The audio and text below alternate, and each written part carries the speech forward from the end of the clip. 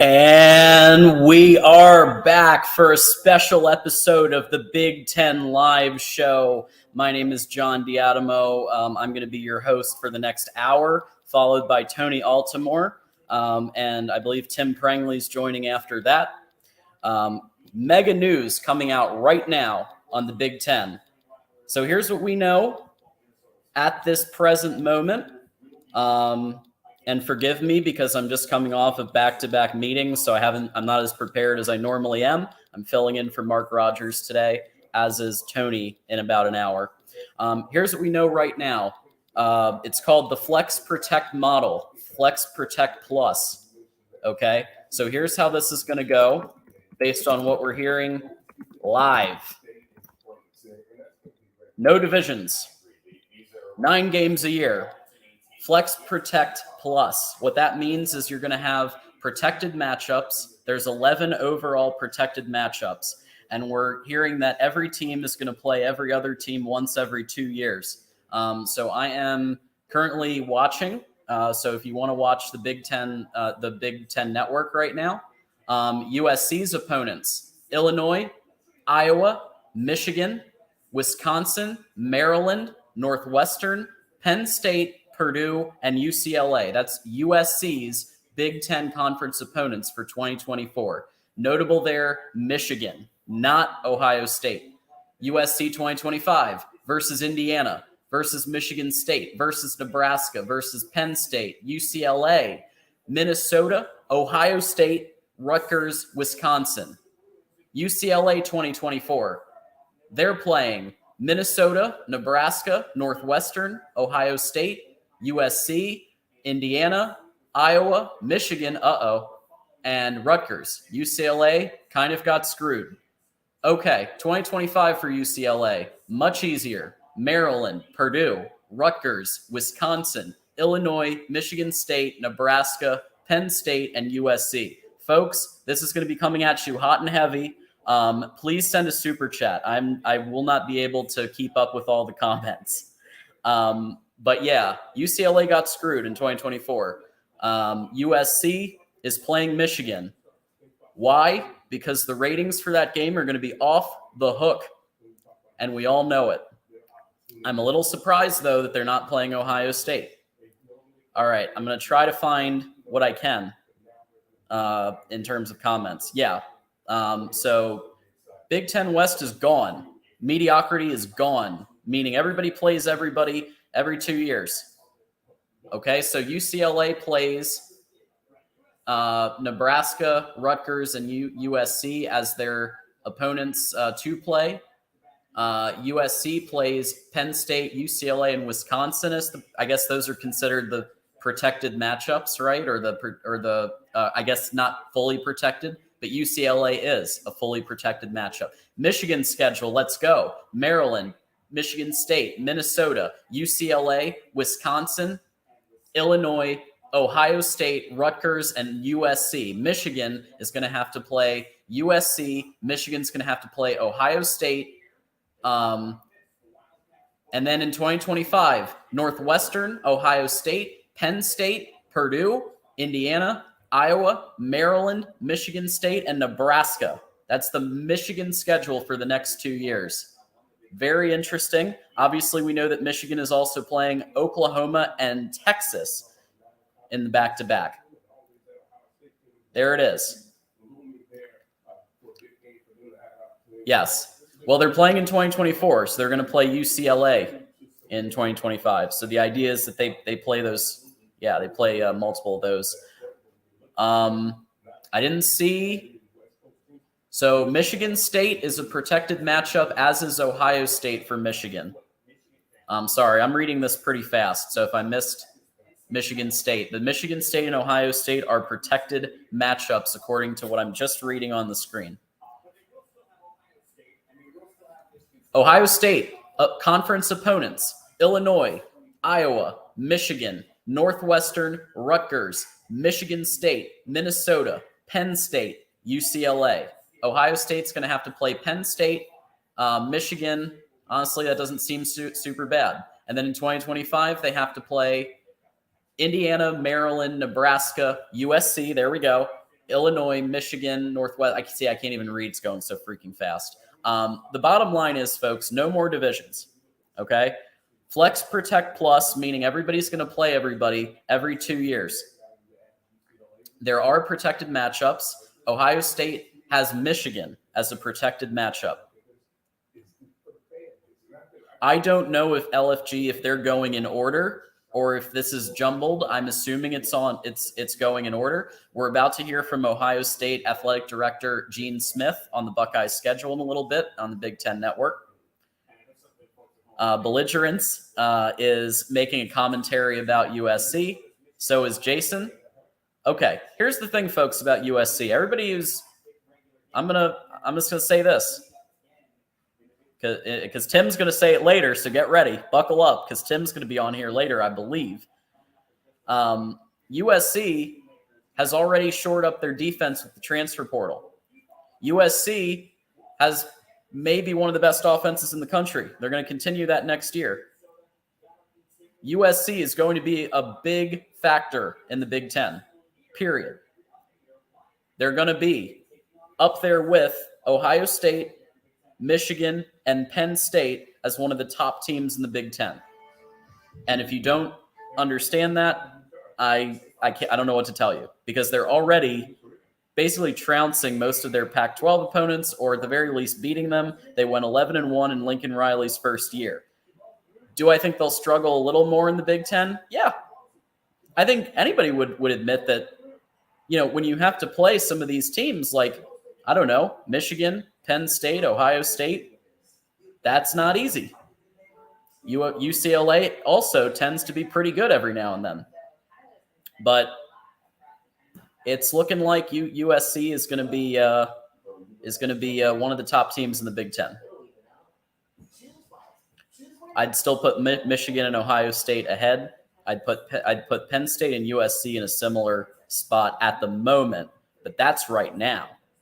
In a year, they might hire Jim Leonard as the defensive coordinator. More of a Big Ten mentality. They might do that. Or if you stick with Alex Grinch, who does know a thing or two about defense, Tim likes to talk about the fact that he was hired by some of the best minds in the college football universe. He might stick around. But I think we would all admit that if there's another year where the defense lets down the team, that there's probably going to be a change made. I don't think USC is going to run the table in the Big Ten. But a lot can change in a year, Tim. So I could be very wrong. USC, listen, Michigan is losing JJ at some point. They're definitely losing Blake Corum and Donovan Edwards after this year. They're going to the NFL. It's possible, but USC is going to have a tough time, as is Michigan, by the way, as is Ohio State. We're kind of expanding the Big Ten East mentality to the whole freaking conference now. I'm excited about that. Now we don't have a mediocre division anymore. I'm sorry to those of you who are Iowa fans, Wisconsin fans, etc., but I think even you would admit Big Ten West has won 0 conference conference titles since they established these divisions. The last time was Leaders versus Legends, I believe. Wisconsin won in 2011, I think. You have to go all the way back to Leaders Legends. If you want your comment to for sure be highlighted, send a super chat. Because I'm telling you right now, those get immediately starred. And you can send a super chat, and I will read the comment on the screen. If you don't send a super chat, I will try. That's all I can promise. I will try. I'm putting the link here for anybody to call the show. I'm going to, at first, probably take one at a time, especially with, because I'm only doing this show till 5:30 Eastern today. I have another appointment I have to get to, but Mark asked me to fill in, and I was more than happy to do that for him. Minnesota Golden Gophers have Iowa's and Wisconsin as protected matchups. Makes sense. Minnesota plays Maryland, Michigan State, Nebraska, USC, Wisconsin, Illinois, Iowa, Penn State, and Purdue in 2025. I must have missed 2024. Like I said, we're going hot and heavy here. The interview with Tony Petitti is about to happen. New Big Ten commissioner. Let's hear this out.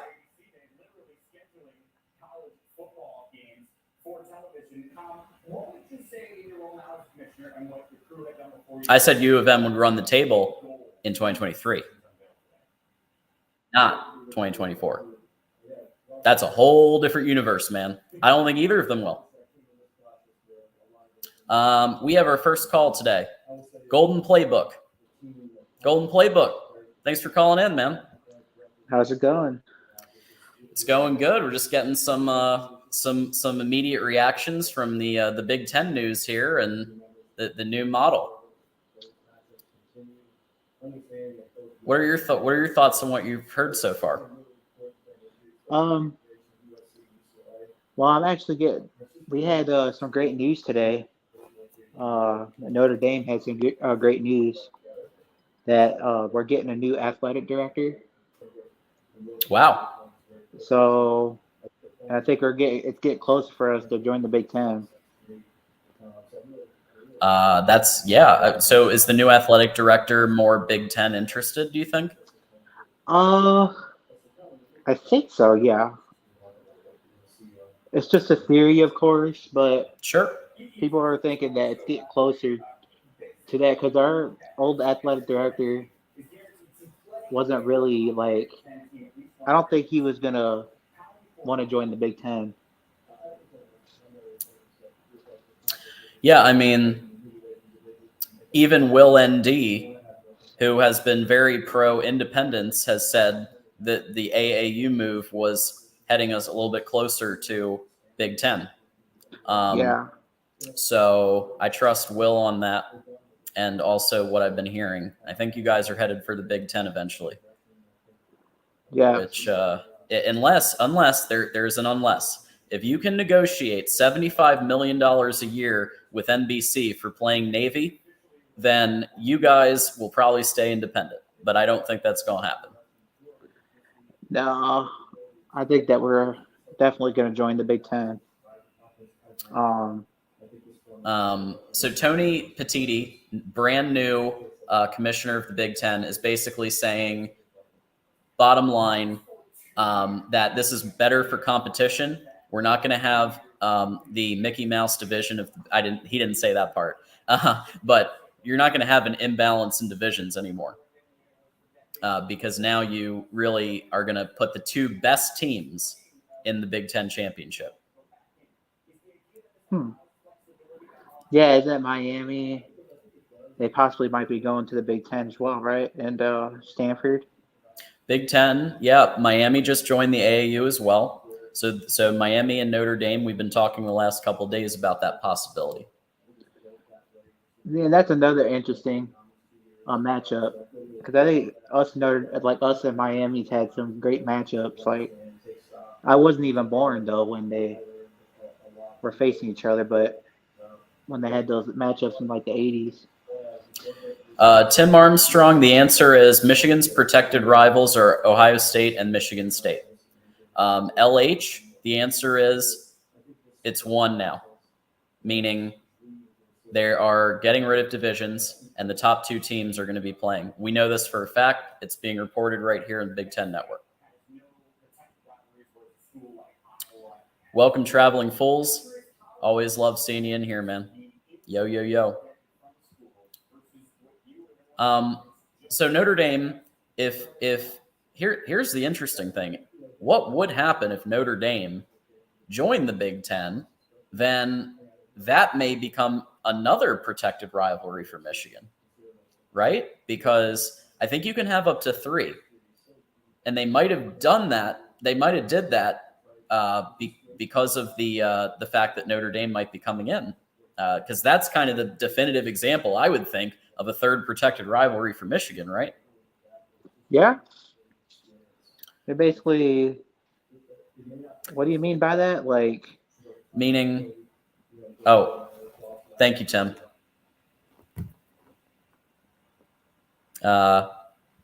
Appreciate that. Yeah, we don't want to get shut down.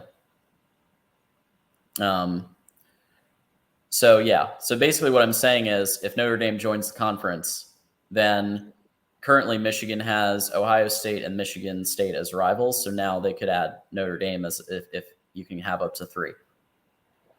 Oh, so you basically say like Ohio State would be our rival too. Exactly. And Michigan State again. Well, Michigan. No. I'm saying Michigan would be the protected rivalry. I don't know about if you would consider Ohio State to be. I mean, that you're more of an expert in Notre Dame. No, Michigan and Notre Dame would be protected. They would always play. Oh yeah. That's the one matchup I want back.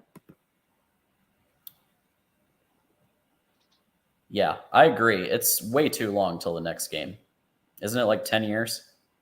Yeah, I think it's like 2033 or something. Yeah, that's crazy. Yeah, we got to play more often. That'd be interesting to have a rival with Ohio State as well, though. Like, it'd be like you guys have a rival with them, and then that'd be pretty interesting. Tim Prangley, who, as we know, just had an amazing guest on Sunday night's episode of Trojan Conquest Live. Check that out every Sunday at 8 p.m. Eastern, 5 p.m. Pacific. Michigan has a couple big seasons without a playoff win, and all of a sudden they're world beaters. How about beat TCU and then talk about beating USC? Yeah, I mean, TCU was not – there's no excuse for that. Jason and I both agreed on that too when we were on the panel. So I have no issue with that. Larry Pilgrim, thanks for joining us. Utah fan and 11-1, put it together. Ragtag team is scary. Yes. Yes, and you beat USC twice. Thank you for that. Utah is. I think people continue to sleep on Utah. The only reason they lost to Penn State, in my opinion, is the depletion at that point in the roster. Mm-hmm. I think a healthy Utah team beats a healthy Penn State team. Could be wrong. I'm sure I'll have a Penn State fan get really angry at me for that statement, but it's okay. Michigan State 2024 opponents: Illinois, Indiana, Ohio State, Purdue, Rutgers, Maryland, Michigan, Nebraska, Penn State. So that's Sparty in 2024. Notable, Ohio State and Michigan both playing, Penn State, but that seems pretty much like before. 2025, Michigan, Northwestern, Penn State, UCLA, Indiana, Iowa, Minnesota, USC, and Wisconsin. So in 2025, Sparty is playing both of the West Coast teams. Very interesting. Yeah. Hopefully by then, Tuck will be coming. Michigan is Michigan State's only protected matchup, which doesn't surprise me in the least. And we have our first. Thank you so much for that, Guy Smithson. We have our first, and please keep them coming, folks. $1.99 super chat.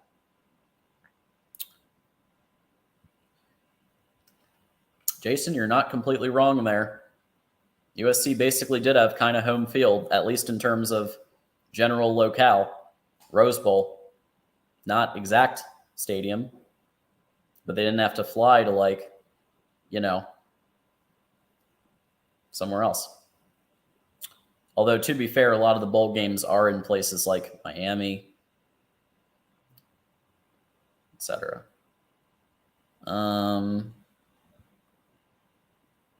But yeah, thank you, Guy Smithson, for your super chat. So if you want your comment or question to be read on air, send in a super chat. I'm going to be posting a link again. Call the show. No mic needed. Let's go. So just so that you know, for those of you who don't know who I am and why Mark isn't here, my name's John Diadamo. Mark is taking a day. So he, like I said before, he's going to be taking some vacation days and some time to himself in June. So you're going to see a lot more of us, and we're happy to fill in whenever he needs to so that he can gear up for the big season coming up. So you can find me on Twitter at John D'Adamo. I host Big Ten Live and also Michigan Wolverines Live. So joining us on our special episode of Big Ten Live is Anthony Manzano. Hey, buddy. Hey, John. I have a question for you, actually. For you, with the Big Ten schedule that just got released, out of the top 10 teams, specifically, who do you feel has the weaker schedule in terms of overall schedule, strength of schedule? I'd have to go back to the schedules. I literally just read it on the screen. Yeah, between, would you say Michigan has? I know you're a Michigan fan, but do you feel their schedule's strong, or do you feel it's weak? I don't think anybody's going to be talking about a weak schedule for Michigan in 2024. I'm pretty sure I saw USC, Ohio State. Are they playing UCLA? I don't think in 2024. I know they're playing USC. Yes, and remember, Michigan is also playing Texas in 2024. Are they playing Notre Dame? No, not until 33. But we're playing Texas in 2024 and 2027. We're playing Oklahoma in 2025 and 2026. So add that to now this additional difficulty with USC coming in. I would argue UCLA is off and on a tough team. Does the Big Ten have a home and home series with the ACC the coming up years? Oh, geez. Someone else is going to have to answer that. Iowa, here's their Big Ten conference opponents. Maryland, Nebraska, UCLA, Wisconsin, Illinois. Jeez, it's going so fast. Let me just go back. Okay. Minnesota, Ohio State, Rutgers, and USC. So Iowa's going to have to play USC, UCLA, and Ohio State. Holy crap. And Wisconsin. They are going to be playing a tough schedule. So, hey, Iowa fans in the chat, win all your games this year or win 11 games because next year, I hate to say it, but Iowa's probably not going to be in the title game. Whereas their schedule this year, they don't have to play Ohio State or Michigan until the Big Ten championship game. Do they have to play Wisconsin or Minnesota? Yes. Going to 2025, Iowa's playing Michigan, Michigan State, Minnesota, Northwestern, Penn State, Indiana, Nebraska, Purdue, and Wisconsin. Okay. Michigan State? We read that a little bit ago. Here comes Nebraska, and I'll get back to it, I promise. Nebraska, we're doing live reactions here. Nebraska's playing Big Ten conference opponents: Indiana, Michigan State, Minnesota, Wisconsin. I'm throwing my remote around. Iowa, Northwestern, Penn State, Purdue, and UCLA. So actually not horrible for Nebraska. They've got kind of a gimme schedule in comparison to some of these others. So Nebraska 2024, look out. Might be seeing them. So wait. The Michigan State game, is that at East Lansing or in Nebraska? In 2024, it's versus, meaning so it'll be a home game. So okay. Yeah. Okay. No, because for me, I feel the Big Ten, to me, I like how the Big Ten sets up their schedule. They don't allow their team to do, what is it called? What is the term that they don't allow their conference members to do neutral site games.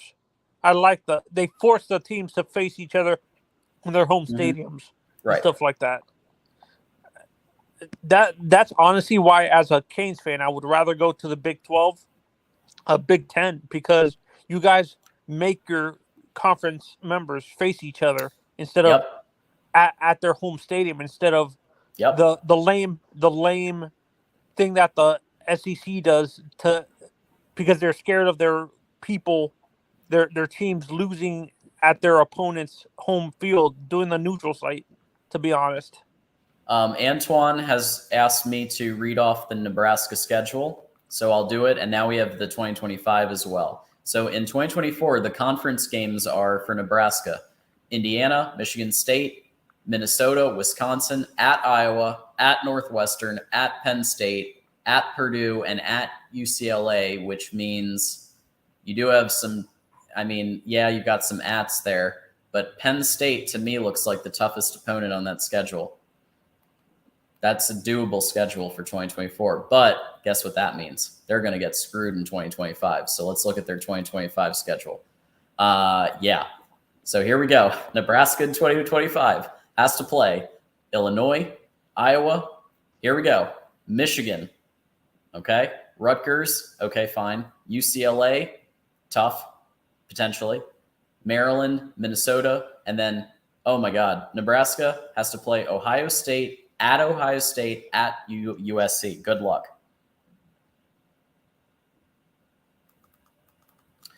We've got Gene Smith.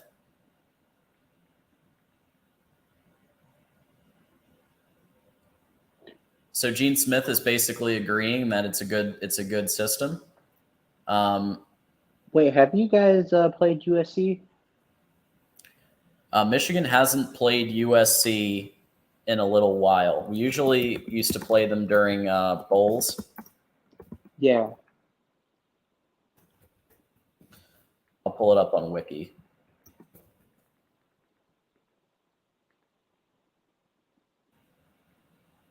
Okay. So the full games, Michigan versus USC. The last game played was 2007 in Pasadena. 32-18 USC. And we have joining us, friend of the show and co-host of Trojan Conquest Live, Rick, LBC Trojans in the house. Hey, Rick. Hey, what's up, John? Happy belated birthday. I hope you had a good one. Hey, thanks, man. Hey, we're getting the news hot and heavy here, so I'm doing my best to keep it all straight. But You're how about that? No divisions, no top two teams playing against each other. Mark called it correctly. Yep. So yes, I love this. I mean, we're going to join a real conference. Yeah, we are. Yeah, you are. Yeah. For those that think that USC is scared and they're not playing a tough schedule, or why aren't they playing Ohio State? Mm-hmm. Those are questions that I don't have. Yeah. But I ask anybody, once the 2024 schedules come out for all the teams in college football, mm-hmm. find me with a school with a harder schedule. USC is playing at Maryland, at Northwestern, at Penn State, at Purdue, at UCLA, at home versus Michigan, Wisconsin, Iowa, and Illinois. Mm-hmm. We also have Notre Dame at home, and we open the 2024 season against LSU in Las Vegas. Yeah, that's going to be 11, a good game. 11 Power 5 teams. Name me another school that's going to play 11 Power 5 teams in their 12-game schedule. Yeah, I'd like to hear it. You're right. So I can see why they didn't schedule Ohio State. If you look at Michigan, or you look at UCLA, they're playing Michigan and Ohio State. Okay, USC is playing Michigan and Penn State. Mm-hmm. They're not going to make a school play 3 of those schools. Right. So they're not going to make USC play. This is just a guess. They're not going to make USC play a Michigan, Ohio State, and Penn State all in the same year. Why? Right. That's not good. Real quick. So Golden Playbook, if it's okay, I'm going to let you go just because I'm going to keep rotating out. That's okay. All right. But thanks for calling in, man. All righty. Yep. Thanks. And, looks like Tony. Okay. Cool. So there we go. All right. Oh, we're getting Illinois now. So we've got they're playing Iowa, Maryland, Michigan. One sec. I'm trying to keep up with this. Purdue, Michigan State, Northwestern, Ohio State, Rutgers, USC. So Illinois has a pretty tough schedule in 2024. What I'm realizing just from a high level, Rick, is that it seems like most of the schools basically have an easier year and a tougher year. That's what I'm seeing. Yeah. Just general high level. I would agree with that. And, I'm looking at USC's 2025 schedule, and they have, like, for 2024, they give USC 5 Big Ten road games. And then in 2024, it makes sense. They're going to give us 4 road games. They're going to do that with every team in the Big Ten. It's 4 and 5. You've got a 9-game schedule.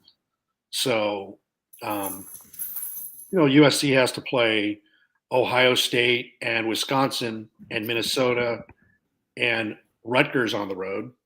And keep in mind, we also have Notre Dame on the road in 2025. So those are 5 high-quality road games. And that's some traveling, but we knew that going in. But name me another school that's played at Ohio State, at Wisconsin, and at Notre Dame in their history. So to hear that you're scared, I just don't buy it. Maybe some people are uneducated about USC and its history. I'd be willing to clue you in on that. We're not scared of anybody. We even took the phone call from Nick Saban in 2016 and took a public flogging, a beating that I saw in Austin, Texas. So how many schools are going to go play Alabama at its peak? We did with Clay Helton. So to hear that USC's scared, come on. Wait, did somebody say that? Well, Jason Moose says we're scared. Oh, yeah. So, the flip side of what Jason's saying isn't wrong either. When he's saying, so Michigan's schedule in 2024 is not easy, okay? Because not only is Michigan going to have to face Texas, now they're also going to have to face Ohio State, USC, and so that the only one that I don't see here that's like a super threatening one is Penn State. So I don't see Penn State listed for 2024. Sorry, I'm really confused. Did Michigan schedule a team that is not an orphanage for a non-conference game? Isn't it crazy? Yeah. But there are convents and orphanages that need to go to the big house. I'm shocked. I'm just teasing. Tony Altimore is joining us. And okay, Tony's sorry, I'll go back to eating dinner. No, you're good. Tony, you're welcome to come in. He will be taking over for me though at 5:30 Eastern, so I can run and do things. But no, thank you all. Let's see here. Antoine, friend of the show, got to check this strategy of this Big Ten cannibalizing itself. Well, remember it's the 12-team playoff in 2024. So I don't think this is cannibalizing. I think this is just balancing the divisions the way that they should have been before. I don't think that it was a lot of integrity to have a Big Ten West division that was like McDonald's Funhouse and a Big Ten East division that was a complete meat grinder. Now it's more fair. And Gene Smith was just on the screen saying that exact thing.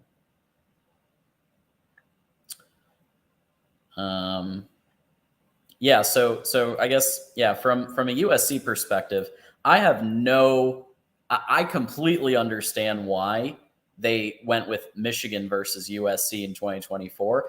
I thought it would be Ohio State, but I can understand why they picked Michigan. And because that game, the ratings, can you imagine? That's going to be up there with the top games of the year ratings-wise. I'll tell you what, I love this. And I've got the utmost respect for Michigan, for all the teams in the Big Ten. And let me tell you, I've been a season ticket holder for 20 years, and this is the best home schedule by far that we've ever had. We've played Auburn, Arkansas in the past, Nebraska at the Coliseum. But to have the quality of teams and the number of teams, the 2024 home schedule with Iowa, Wisconsin, Michigan, Notre Dame, that's crazy. That is crazy. So I love it. And then, on the road as well, it's going to be fantastic. And also playing LSU in Las Vegas. That's crazy. You're going to love it. And maybe why, some people might say, well, hey, Michigan's stepping up and they're going to have a tough 2024 schedule. I'm just being honest here. And no control of Michigan, with its previous schedule for this year and last year. But when you're playing 8 home games and you're playing the out-of-conference teams that you are, going to 2024 is a big step up. I mean, let's just be honest, because you just saw the schedule. And so that's going to take some adjusting. There is a question about the 2024. There's a question, I'm trying to find it now, about, let's see, where is it?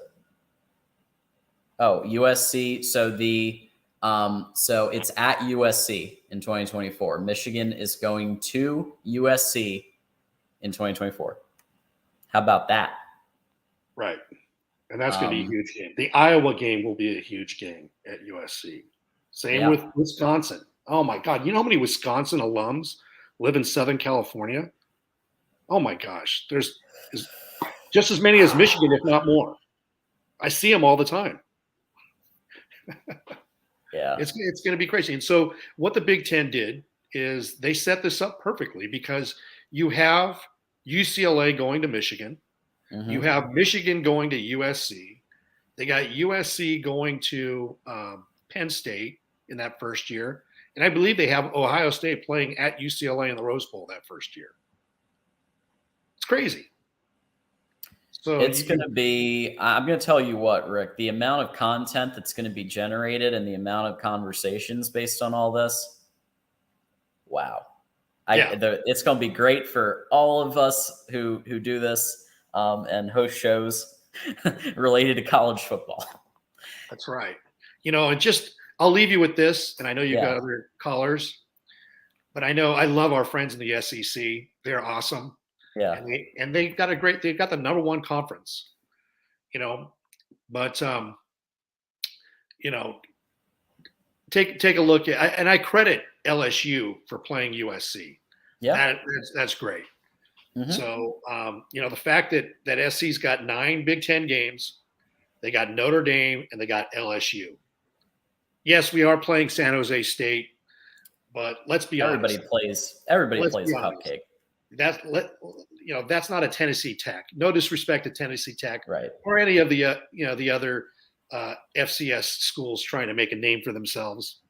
And I like the SEC the way that they support them and promote those schools and give them a big old fat check. But you're not really going to find a cupcake on our schedule, and so I don't know how you could say scared. We're just following what the schedule dictates. Now, if USC does cancel Notre Dame or LSU, I'll be the first in line to take it from everybody. Mm-hmm. I just don't see that happening, though. I don't see you canceling. You'd be joining Rick. You'd be joining the club. Yes, because I've been taking it for the last 2 years. So I will take it. But if we cancel a 97-year running rivalry with Notre Dame, shame on us. Michigan canceled some games against UCLA, and the Big Ten's response is, yeah, now you get them every year. Right. Tony, great to see. Oh, okay. Well, there you go. I'll let you go, John. I'm here. I'm just eating dinner in the background. All right. Happy birthday, John. Thanks a lot. Hey, thanks, man. Happy birthday, John. Thank you. All right. Yeah. So it looks like UCLA. They're in the, it's not an every year, but they are in that other thing, the 2 where they're going to be playing every other year. Cause that's one of the key pieces here. The kind of, I try to keep it high level. It's that everybody plays everybody else every 2 years is kind of the idea. So kind of, or at least in terms of the protected, there are a few protected rivalries, but not as many as I was thinking. We do have, thank you for posting that. So join the show. Come on down. Well, and John, what do you think? USC at Penn State is definitely going to have to be the whiteout. Oh yeah. That'll be amazing. Absolutely. That's going to be great. And also Michigan going to USC in 2024. That game. My best friend from high school is a devout Michigan fan, so we've already made plans for that. Whenever it is. Whatever day it is, we'll be there. Hey, Alex Martin, thank you so much, and happy birthday to you as well. We're almost the same day, so now we know. The John birthday, and then the Alex birthday back to back. Yeah, you should have come on. So I did a birthday show a couple days ago, Alex. So we could have celebrated both. Absolutely. Michigan. Okay, I'll have to tackle this one more time. Michigan has duck good teams because of the same reason Ohio State is just canceled with Washington for more home games. Do I like it? No. I've said, how many times, Tony, have I said probably fire Ward Manuel for the ridiculous decision to cancel UCLA? I mean, well, I heard that they just canceled the Washington game because they didn't want to play Mountain West teams. I'm just kidding, Husky. Or that. Husky fans, I'm teasing you. And we do have a couple, so. I know. I love the Huskies, actually. I'm teasing my Husky friend. I know. You know, I have to be careful with that because the other night, the other night, hold on, Larry, we're bringing you on in 1 second. The other night, I had an internet pause and I made a joke about Joey, friend of the show, Mark's executive producer, who we talk to all the time. Joey always jokes about his West Virginia internet. And somebody said, and so my computer froze. I said, "Oh, I must have Joey's West Virginia internet." And somebody people sent me screenshots. Somebody launched this whole angry campaign that I was venomous against the Big 12 because I said I had Joey's West Virginia internet. So I have to be careful. I guess I can't make jokes. I do remember you saying that. Yeah, but it was on Joey. I didn't think you were going to catch heat about. Apparently all these Big 12 people got really mad about I was being mean to the Big 12 because I made a joke about Joey and me having bad internet for the day. Anyway, we got Larry Pilgrim, who's more cooler than I am. Yeah, let's bring Larry in. Hey, Larry. This is so great. This is so great that Tony's on there. Well, there he goes. Oh, no, I'm here. I'm just having dinner. Tony, I am now being called Larry Altimore on all the other channels because I'm anyway. Oh, that is too funny. I'm sorry, Larry. That's all right. And by the way, Larry, you guys have some your rival has some vile individuals that cheer for it. Yeah, they've been in the closet complaining for about 10 years. So, I mean, I get it. They're coming out now. So somebody opened the door for them. So we'll have to deal with them. But looking at the comments and everything, and I'm going to be honest, John, USC going forward, especially in this new era, is I mean, they're going to be scary. Look at how scary they were when they invested in their football program way back. I mean, it was not Ohio State, any of that competing. Especially if we tackle just anyone at all. And I mean, I'm sad USC's leaving, but I'm telling you, Utah would be sliding down the irrelevant pole with USC climbing the way they're going to climb. And if people can't see that, I mean, you have guys transferring from Georgia that are starting to LA. Once they get that thing rolling, I mean, they're going to take over again like they did in the early 2000s. And so if people aren't intelligent enough to see that and what they did, putting together a ragtag team and going 11-1 is impressive as hell. Let them put 3 of these classes together. It's going to be wild, isn't it? It's scary. Darrell's not going to like it. Yeah, Larry, I have a question for you. So, there's been some rumors I've been hearing, and I don't know how founded they are. You're the Utah expert here, about Whittingham maybe retiring. Do you think that this situation is going to exacerbate that, or do you think he's going to stick around for a few more years? Because I mean, he is kind of running things, basically running the conference right now, So that's a pretty good position to be in. Yeah. So Kyle, it's in his contract. Even once he retires, he's the head of football operations, and he's not retiring until there's basically nowhere to climb.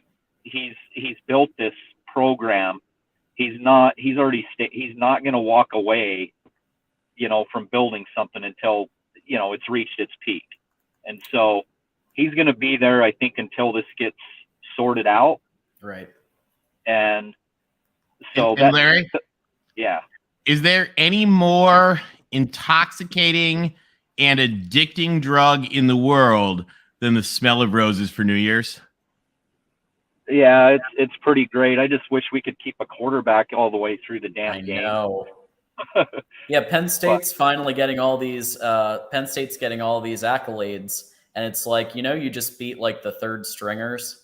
But yeah, we lost the game, and I mean that's always Yeah. been an issue for Utah is depth, and I had some Penn State guys saying that Dalton Kincaid wouldn't have made a difference, and I went okay, and Brant Kufi wouldn't have made. Let me tell you, that guy's pretty good. Yeah, he's okay. That guy's all right. pretty good. Yeah, so I mean, I give Penn State credit. They are a damn good team, and Sure. it is what it is. But I'm scared what USC is going to be. I'm telling you. So I don't know if I'm not too sad that they're leaving, but I am. Yeah, well, especially because USC just brought in these transfer portals on defense, and like at the end of the day, Lincoln Riley, if he needs to make a change, he's going to make a change if he needs to. Right, but after this year, like if he thinks that Jim Leonard would be a better DC for the Big Ten, he'll make the change and he'll get him. Yeah, that's what's scary, John, is not just what they're bringing in transferred. Have you seen the class and the guys they're bringing in on defense? They're bringing in some top level stuff, and now you're going to give them Big Ten money? Mm-hmm. Hey, Tony, stay away from Scally, please. I will. You're in Florida. You leave him alone. We make no promises. Oh, don't make me do it. I'll come hunt you guys down. So I bet. Yeah. But once they get Big Ten money, I mean, they're going to be scary. Michigan's always going to be there. Ohio State, Penn State, I think are going to be there. And I feel really bad for the Minnesotas, the Rutgers, the Marylands. It made it that much harder for those guys to compete. Well, so there's an interesting debate as we look at the schedule here. A really interesting debate that Greg Sankey brought up. Did you guys watch Greg Sankey today speaking at the University of Arizona's DC campus? No. Okay. Fascinating discussions. But one of the things Greg Sankey talked a lot about, and a couple of the other guys as well, is in a discussion led by Heather Dinich, actually, and Bobby Robbins, Arizona president, was the issue that because there are only so many broadcast windows, this idea of like, and we've talked about this on the Voice of College Football channel, but you can't really have just like unlimited conference expansion because you only have so many windows to put the games on.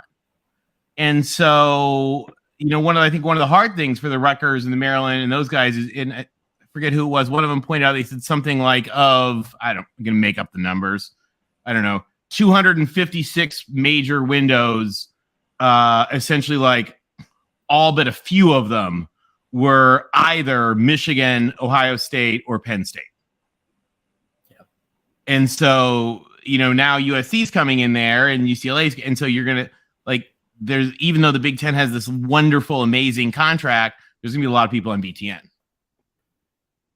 Yeah. I'm just happy. I'm really looking forward to, Tony, that I don't have to find some stream out of nowhere to get to a USC, to watch a USC game. Because, come on. You don't have to route your internet through like Kazakhstan to get the Pac-12 network? Yeah, I can't wait to see it on the Big Ten network because it's like Pac-12 network is seen in what, like 10 households?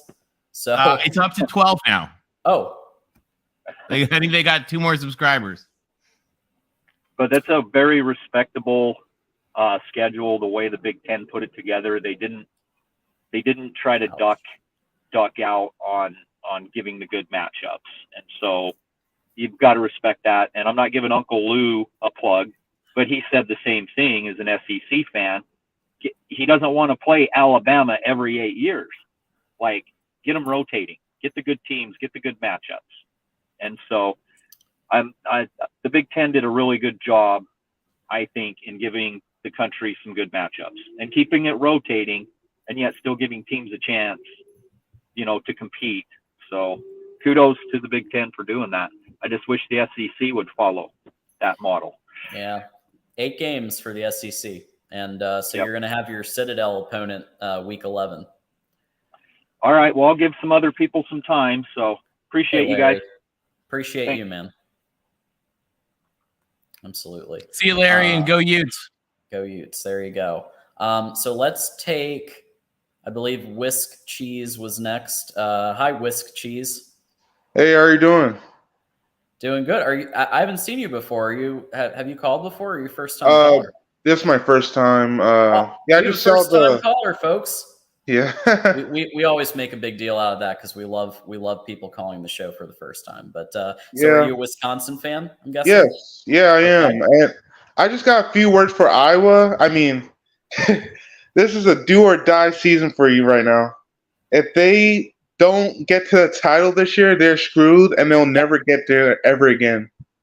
I'm not going to go that far, but I'm going to say it's going to take them 2 years. Because looking at their schedule, although I hate them, their schedule is so easy, especially with all the Caden McNamara and all the players they got. The guy from Ohio State, they got him too, the 4-star, Khalid Brown. They got that guy, and they got Eric Gall. I mean, if you guys can't put it together, I don't know what's going to happen to you guys. This is a do or die season. Yep. So here's the protected games. So in terms of the protected games, you've got, as expected, Ohio State versus Michigan, USC versus UCLA, Indiana versus Purdue. Interesting. Minnesota versus Wisconsin. Okay, makes sense. Yeah. I'm a tiny bit surprised about Michigan versus Michigan State. I know how big the rivalry is. However, with what happened with Tunnelgate, there were some talks that they would get dropped. And I'm not just saying from one source. So it's interesting that they kept that. Iowa versus Minnesota makes perfect sense. Illinois, Nebraska. So I think at the bottom line here, you just go down the list, is that, it's a less is more mentality. You don't see everybody with like a bazillion, because there was at one point, everybody was going to have like 3 rivalries, and some of them just were like so random. Mm-hmm. So I'm kind of glad that they kept it less is more. But then you have, so just here's 2024, right? USC is playing pretty not easy schedule here with at Penn State, at UCLA is from time to time a really amazing team and sometimes not so much, but I think they'll be pretty good. Mm-hmm. They're versus Michigan, they're versus Iowa and Wisconsin. I mean, this is tough. USC is going to have a tough schedule, and LSU, as LBC mentioned. So that's tough. Yeah, I mean, look at our schedule. It looks pretty tough too. I don't know. I mean, every year is different. I mean, the recruiting and all that. Hopefully we do good in the recruiting next year. I mean, we got a new coach, and we got Mordecai. Mordecai's pretty good, but I don't see us making like a big ass leap in the first year. Just making progress, and hopefully do better. But that's it. That's all I have. Well, one quick question about Mordecai. Do you think that Mordecai is going to take the step up? Because I was talking on Ballard Sports Media last night, and our buddy D4 Sports actually came in, and he's an actual real life defensive coordinator. And he basically was saying, the air raid, like any new system, is going to take real game time. So he kind of basically pushed back on the idea that Mordecai is going to be a bust, even though he threw picks and was an equal opportunity thrower in the spring game. He threw to the offense and the defense. But yeah, so I think it's going to take you a little bit, though. I don't think you're really going to be full on till 2024. Yeah. But you do have an amazing running back. I will say that. Yeah, that too. I mean, Mordecai, I saw the spring game too, and I just said, no way. but I mean, hey, it's still a whole off season. Hopefully, he can get adjusted, as we said, and at least, hey, since with the new coach, we can attract some more good recruiting and good quarterbacks coming over here, and that can fit our offense. And yeah, that's pretty much it. Hey, man, I appreciate you calling in. Yeah, thanks. Next up, friend of the show, DeReal MVP. You want me to put up the schedule? Yeah. Well, I've got. I have the graphic of it. Let's do it. I'll stop screen. I have the actual graphic. Yeah. Okay. Hey, DeReal. Hey, John. How you doing? Good. How you feeling about the Big Ten no longer being lopsided and the West being McDonald's Playhouse and the East being what the East is? Well, I mean, it's finally time. Yeah. I mean, it's long overdue for college football fans in general, but I think there's an angle that hasn't been really discussed.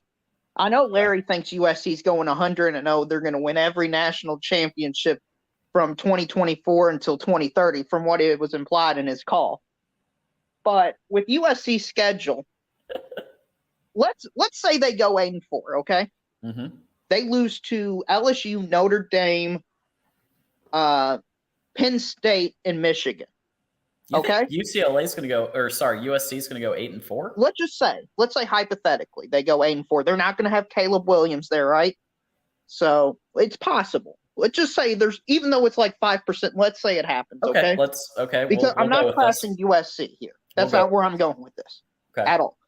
If they go 8-4 with losing to those 4 teams, and those 4 teams playing as well as we all think they could be playing in 2024, USC should still make the 12-team playoff.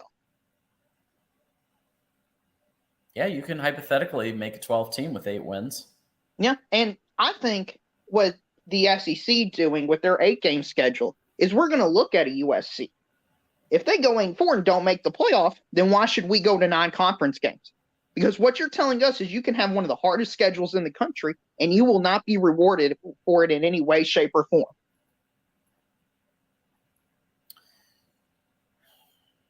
Yeah, I just don't like that. I mean, I get it. It's legal. But like having some of the best teams, like I'll admit, Georgia, Alabama, they're some of the best teams in the country. And then you play the Citadel week 11. I know it's legal, but it just isn't, in my view, not the best look. Oh, listen. The problem is there has to be an incentive structure for the SEC to change. And if you want the SEC to change, reward strength of record, reward strength of schedule. Yeah. If USC is not rewarded by playing LSU and Notre Dame in non-conference schedule, especially if they're competitive in both their games, then there's no reason anybody should schedule hard non-conference opponents. Yeah.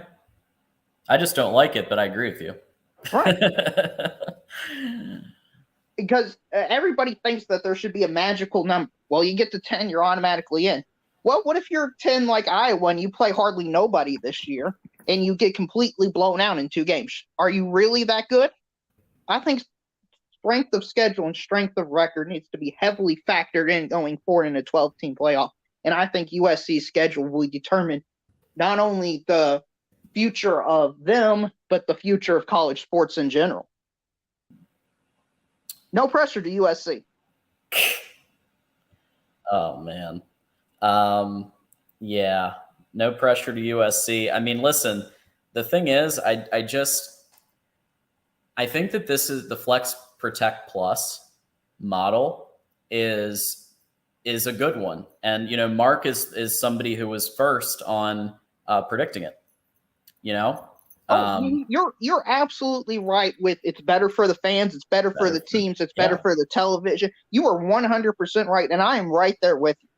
But are you going to get into the 12-team playoff? Because let's be honest, that's all anybody really cares about. Yep, playoff.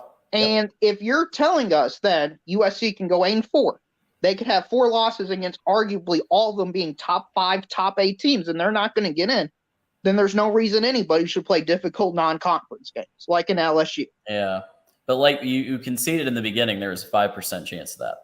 So, USC is going to be great. We're USC, playing an academic exercise right now. But my point is, why put yourself to where that could even happen in the first place? If 9 wins is the quote unquote number to automatically get in, or people think, hey, you're in the Big Ten, you won 9 games, you're checked in. It's just a presumption. Then why not play a Citadel? Why not play a South Dakota State? Right.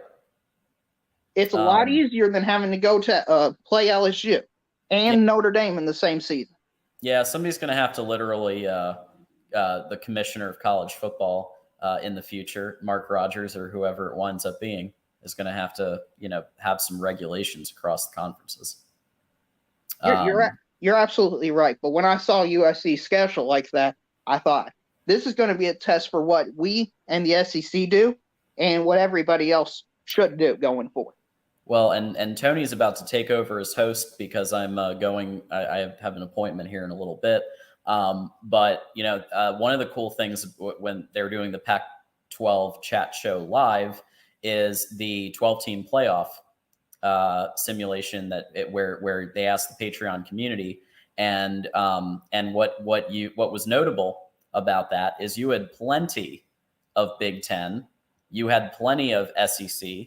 You had a decent mix of some of the different. Now maybe this will change that a little bit, but I think Andrew is exactly right. Big Ten's not going to get shut out of the playoff unless something absolutely.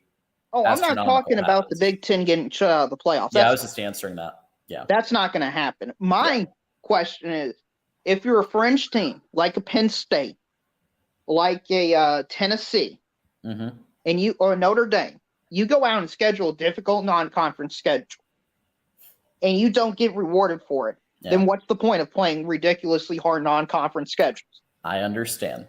Cole, thank you for your $1.99 super chat. We're going to read and honor every super chat, but we are not going to be able to get to most of the comments. So if you want your comment read on screen, send us a super chat. Cole, Nebraska 2025 schedule can't be legal. Yeah. Well, they just got to go on the road to play Ohio State and USC, and then they get home games against Michigan and UCLA. Well, one thing that LBC and I agreed on is that it seems like you get one easier year and one tougher year, and I don't hate that because it gives everybody a chance to potentially get to the 12-team playoff and win a title, and then some years you're going to have a tougher gauntlet, and some years you're going to have a lot of the Northwesterns of the world. So I think, but you still are going to, even Nebraska in 2024, it's an easier schedule. They're still going to have to face Penn State. They're still going to have to face Iowa. They're never easy. Right. There's not going to be a quote unquote easy schedule with this type of format. Yeah. Easier and harder. That's how I'm saying it. Right. Exactly. Yeah. But there is no easy or hard. It's all hard. Right. But I think it's very fascinating to see if it's going to work, because I think there's going to be a lot of fans going. I think there's going to be a lot of excitement, but it all comes down to strength of record and strength of schedule, how much it's valued over just the wins and losses. Absolutely. So yeah, just a reminder, if you want your comment or question read on air, we are asking you to send in a super chat, especially today. Things are going just way too fast. But what I am going to do is put at the bottom here. Actually, I won't do that because I'm leaving in a second. But yeah, so Cole, $1.99, and Guy Smithson so far. Keep sending in the super chats. Tony Altimore is going to be taking over as host here any second, so that I can go, and I'm going to be going to an appointment, so I got to head out in a minute. Is it okay? Let's bring in Jackson's been waiting a while. Let's Darrell, we're going to add to the SEC contingent, and we're going to bring in Jackson Johnson. Hey, buddy. Hey, Johnny. What's up? What's up, Darrell?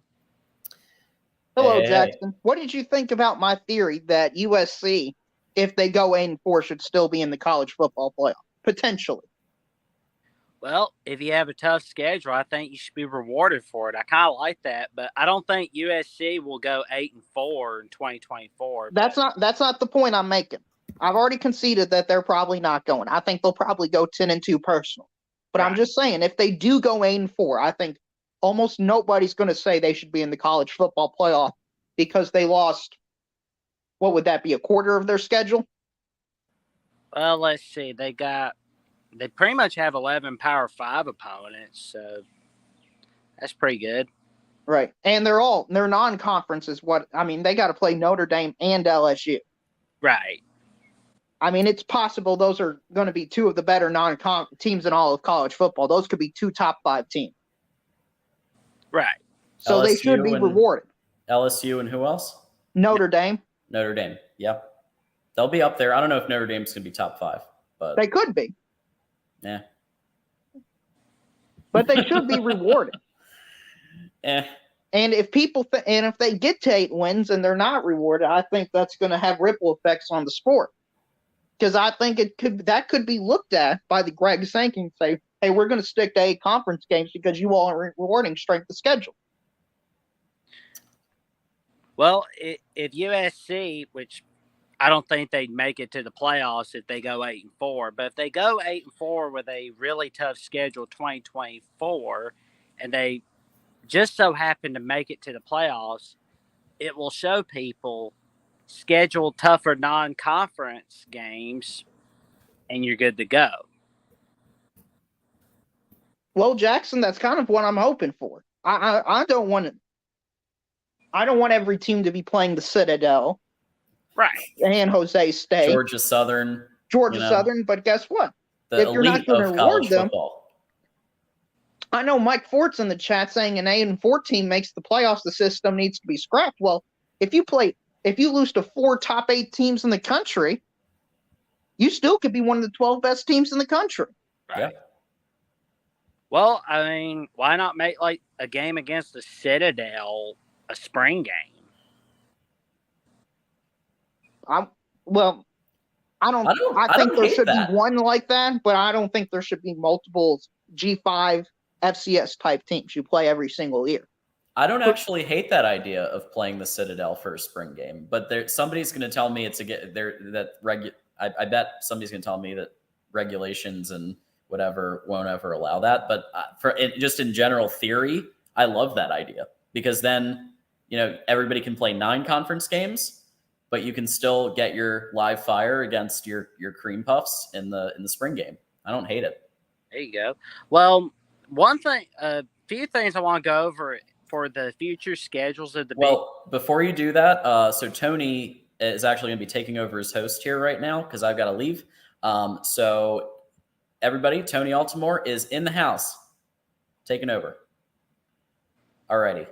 I'm going to go. Thanks, everybody, for coming in. Keep it here, Voice of College Football, as we live react to the Big Ten new schedule announcements.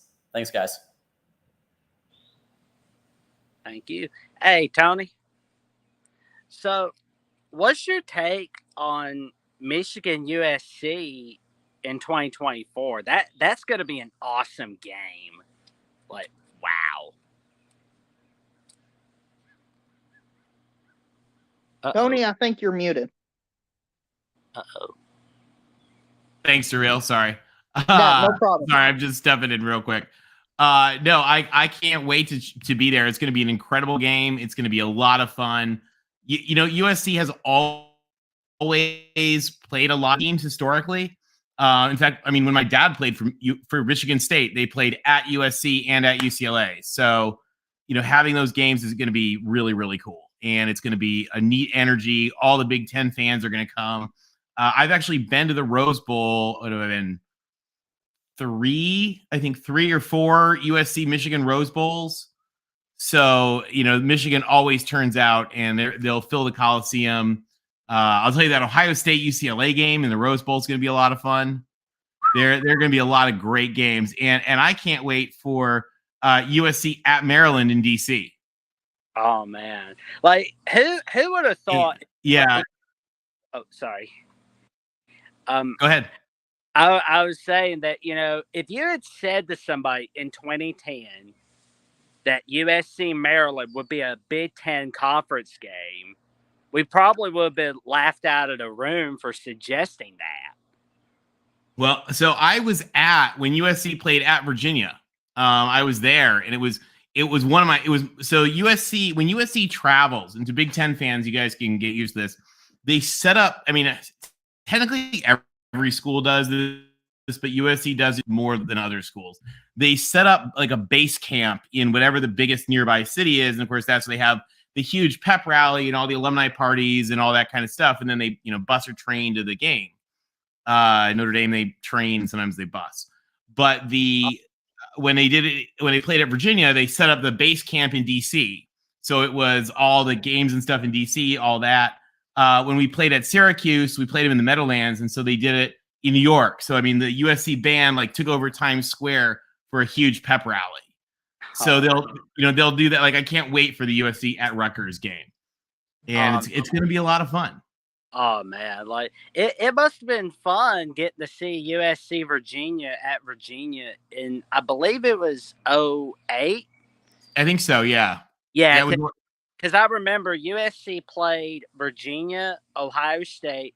Ohio State was the second Saturday of September, and Notre Dame was rivalry week, and then you guys played UCLA championship week. Yeah, it was a lot. It was a lot of fun. So that game was actually the reopening of Scott Stadium after the renovations. So it was, and it's a beautiful facility they've got at UVA. If you guys haven't been to the UVA campus, it is. I mean, it's designed by Thomas Jefferson. Of course, it's stunning, but it is just another level of beautiful at Virginia. Oh, man. It's a really, really cool place. Oh man. So I'm seeing on the annual opponents list for the Big Ten, right? Now, USC is obviously keeping UCLA, but the two play opponents, Penn State, Wisconsin, they're the 2024-2025 teams that they're going to play for the next 2 years at the very least. I see that Ohio State's, of course, playing Michigan annually. I suppose they should. They got Illinois and Northwestern for the next 2 years. Iowa, now that's been something I was wondering about. I was like, please tell me Iowa's going to keep all three of their rivals. Well, and if you notice this, Iowa is the one that does keep all three rivals. Yep. And those are actually protected. Those are protected opponents that they will continue, which I think is really cool. That's so amazing. And Penn State's the only one that doesn't have a protected rival. And, I talked with the Locked On Buckeyes host on Twitter, and he talked about how surprised he was Ohio State, Penn State wasn't annual. And to tell you the truth, I was pretty surprised about it not being an annual matchup. I think, though, we overweight that game because it always means so much. But it means so much. Oh, we lost Jackson. Maybe he'll rejoin us, and we'll go to somebody else. Let's just quick finish that thought. I think one of the reasons that we value Ohio State, Penn State so much is not out of tradition or history or anything like that, but just because it's two great teams that play each other. And so, is that Jackson coming? Okay, I think he's gone. All right, anyway, let's move on. We've got I don't know who's next. I think Jeffrey from Only Talk Sports. Jeffrey, welcome to the Big Ten release. What do you think about the game and your Indiana Hoosiers? I mean, the Big Ten, they finally made a right move. I'm very glad that they did most of what they did here. I think overall, looking at, they had to do it with the USC, UCLA additions. They had to change the scheduling. It wasn't going to work out the way it was before. And obviously the Big Ten East and the West, it was just crazy. This is good. I mean, overall on paper, it's much more equal. It's going to give more teams a chance to have success. So I think that, on paper, it is about as good of a possible move as you could get. I do think, though, interesting, when you were talking about protected rivalries, I'm kind of shocked Indiana Michigan State was not protected. I know that that's not an in-state game, but it is a trophy game. That is a trophy game with old brass spittoons. So I don't really know why they didn't keep that as a protected rivalry. I thought Indiana, Purdue, Indiana, Michigan State would be. Do you feel like they should have had that as a protected rivalry or not annually? Or not? I wasn't in the room, obviously, but I would think they're trying to. They do. One of the things that I think that they want to try to do is get everybody playing everybody. Mm-hmm. And so I think that my impression was that they wanted to minimize the protected rivalries while also making sure that they did protect them where they needed to be. This is not an easy schedule to produce. Mm-hmm. The machinations in this, I promise, is way harder than it looks. Mm-hmm. And so for them to come up with this and make it work, I think is a really, really impressive thing that they were able to put together, while making sure again that everybody is really, really protected on the people that matter to them as sort of core to their DNA. Now, Michigan State, Indiana basketball, that would have to be protected. I mean, that makes sense for sure. I mean, like you said, it's more of, the impact of the game, or like how much history that there is. I guess kind of to your point, that's why more people hyped up Ohio State, Penn State, because of the fact that it's in a game that matters most years. But I just felt that being a trophy game that they would keep it. But it's not that big a deal, overall, because just the way and the other thing, by the way, is, I mean, that we've gotten a 2-year schedule. Mm-hmm. So, and you notice Indiana does play Michigan State both those years. Mm-hmm. So effectively it is. And there's nothing to say that they could go through this and not, like, in 2 years and say, we're just going to leave Indiana there. They could certainly do that. That makes sense. They probably will. Yeah, I mean, that's one of the things that I think is neat about the way the Big Ten has done this, is they've sort of laid out to say, okay, here's a framework, here's a model, here's what we're doing, but you can make some changes as you need to in the next coming years. I know one of the things that matters for a lot of these folks is they want to have games in LA, for their alumni, for their fundraising, for their engagement, like as a fun trip. So I think it's going to be important for them to get all these teams out to LA, ideally once a year. I mean, that's just going to be so fun. Oh yeah, I mean, especially for the better teams like Ohio State, Michigan, where it will be a fantastic game. I mean, Indiana, I mean, they're gonna probably enjoy going out there to USC and UCLA, but more than likely won't have a good chance to win. But I guess just the journey and being there is cool enough. Hey, one thing I learned as a Big Ten kid growing up in Big Ten country is anything can happen. For sure, especially if it's at Iowa at night. Oh yeah, Kinnick Stadium is unreal. For sure. I think that overall, though, I'm glad that they did what they did. But the non-conference games, I know that we've talked about the non-conference games, the 8 conference games, to a fault, just over and over and over. But it's like, if you got to have it where the Big Ten has 9, all of them have to have 9. And I kind of heard you One Scoop John talking to, DeReal about it earlier, about how you have, the strength of schedule, needs to matter more for the SEC to make the move. And I get that, because, I mean, the SEC, they want to get teams in bowl games. And when you have the 4 non-conference games, it makes it easier to get to a bowl game, because you can it's pretty hard to not get to a bowl game, let's be honest. All you got to do is just beat 3 easy opponents, usually have 1 decently hard game, whatever, and then you make a bowl game. It's very easy. In the Big Ten, some of them do. If you're not a very good team like Rutgers or Indiana or Northwestern, it's extremely difficult to do so in some years, because you have non-conference games. Most of the teams are tough, and then you have maybe 1 hard non-conference game, so that's 10 tough games. Makes it a lot harder. I just wish all of the conferences would go to 9 games to make it, I guess, more balanced, more equal, make it say that you're more legitimately making a bowl game. But obviously it's hard to do that, like you said, when the strength of schedule doesn't really matter as much. It matters, but like if you're going to be ranked in the top 25 or something, you're usually a brand team. If you're like 7-4, it's because you've played tough opponents. They'll rank you, but at the end of the day, it doesn't really help you in any regard. It's still, if you're going 7-4 and you play an easy schedule and then you're 7-4 playing a tough schedule, it doesn't really make a difference. Like in basketball, that helps with seeding. You could have a bad record and be a 5 seed in the NCAA tournament because you played an extremely difficult schedule and you did good enough. In football, the strength of schedule just doesn't matter enough. That's why the SEC won't go to 9 games. We all definitely know that. But there's got to be a way to make it where all of them will be equal, where it will happen. I agree with you. Mm-hmm. It's just crazy. Sure. I don't know how they would do that, but I mean, it is what it is. Not like the biggest deal breaker. I mean, college football is still a lot of fun. That's why we're all here. That's why we're all talking about it still after all the changes. But I just think that would make it even better. I mean, all these moves, I mean, it's been crazy having USC, UCLA, and they're going to be going to the Big Ten, Texas, Oklahoma, to the SEC. And then you've got all the, fallout from that. You have BYU and all these teams going all over the place. But I think the biggest thing that's made it so much different is just the fact that the Big Ten and the SEC are the top 2 by far now, where it was, slightly better before, or, even at times the Pac-12 in its history was better than those conferences. Now it's just the Big Ten, I mean, they're taking your Trojans and the Bruins, and then you're taking the Longhorns and the Sooners to the SEC, and it's just making it dominant. By the way, these teams are dominant here on the screen. By the way, Jeffrey, how good does this just look with SC and UCLA here in the schedule? I'm just grinning from it. I'm excited for it.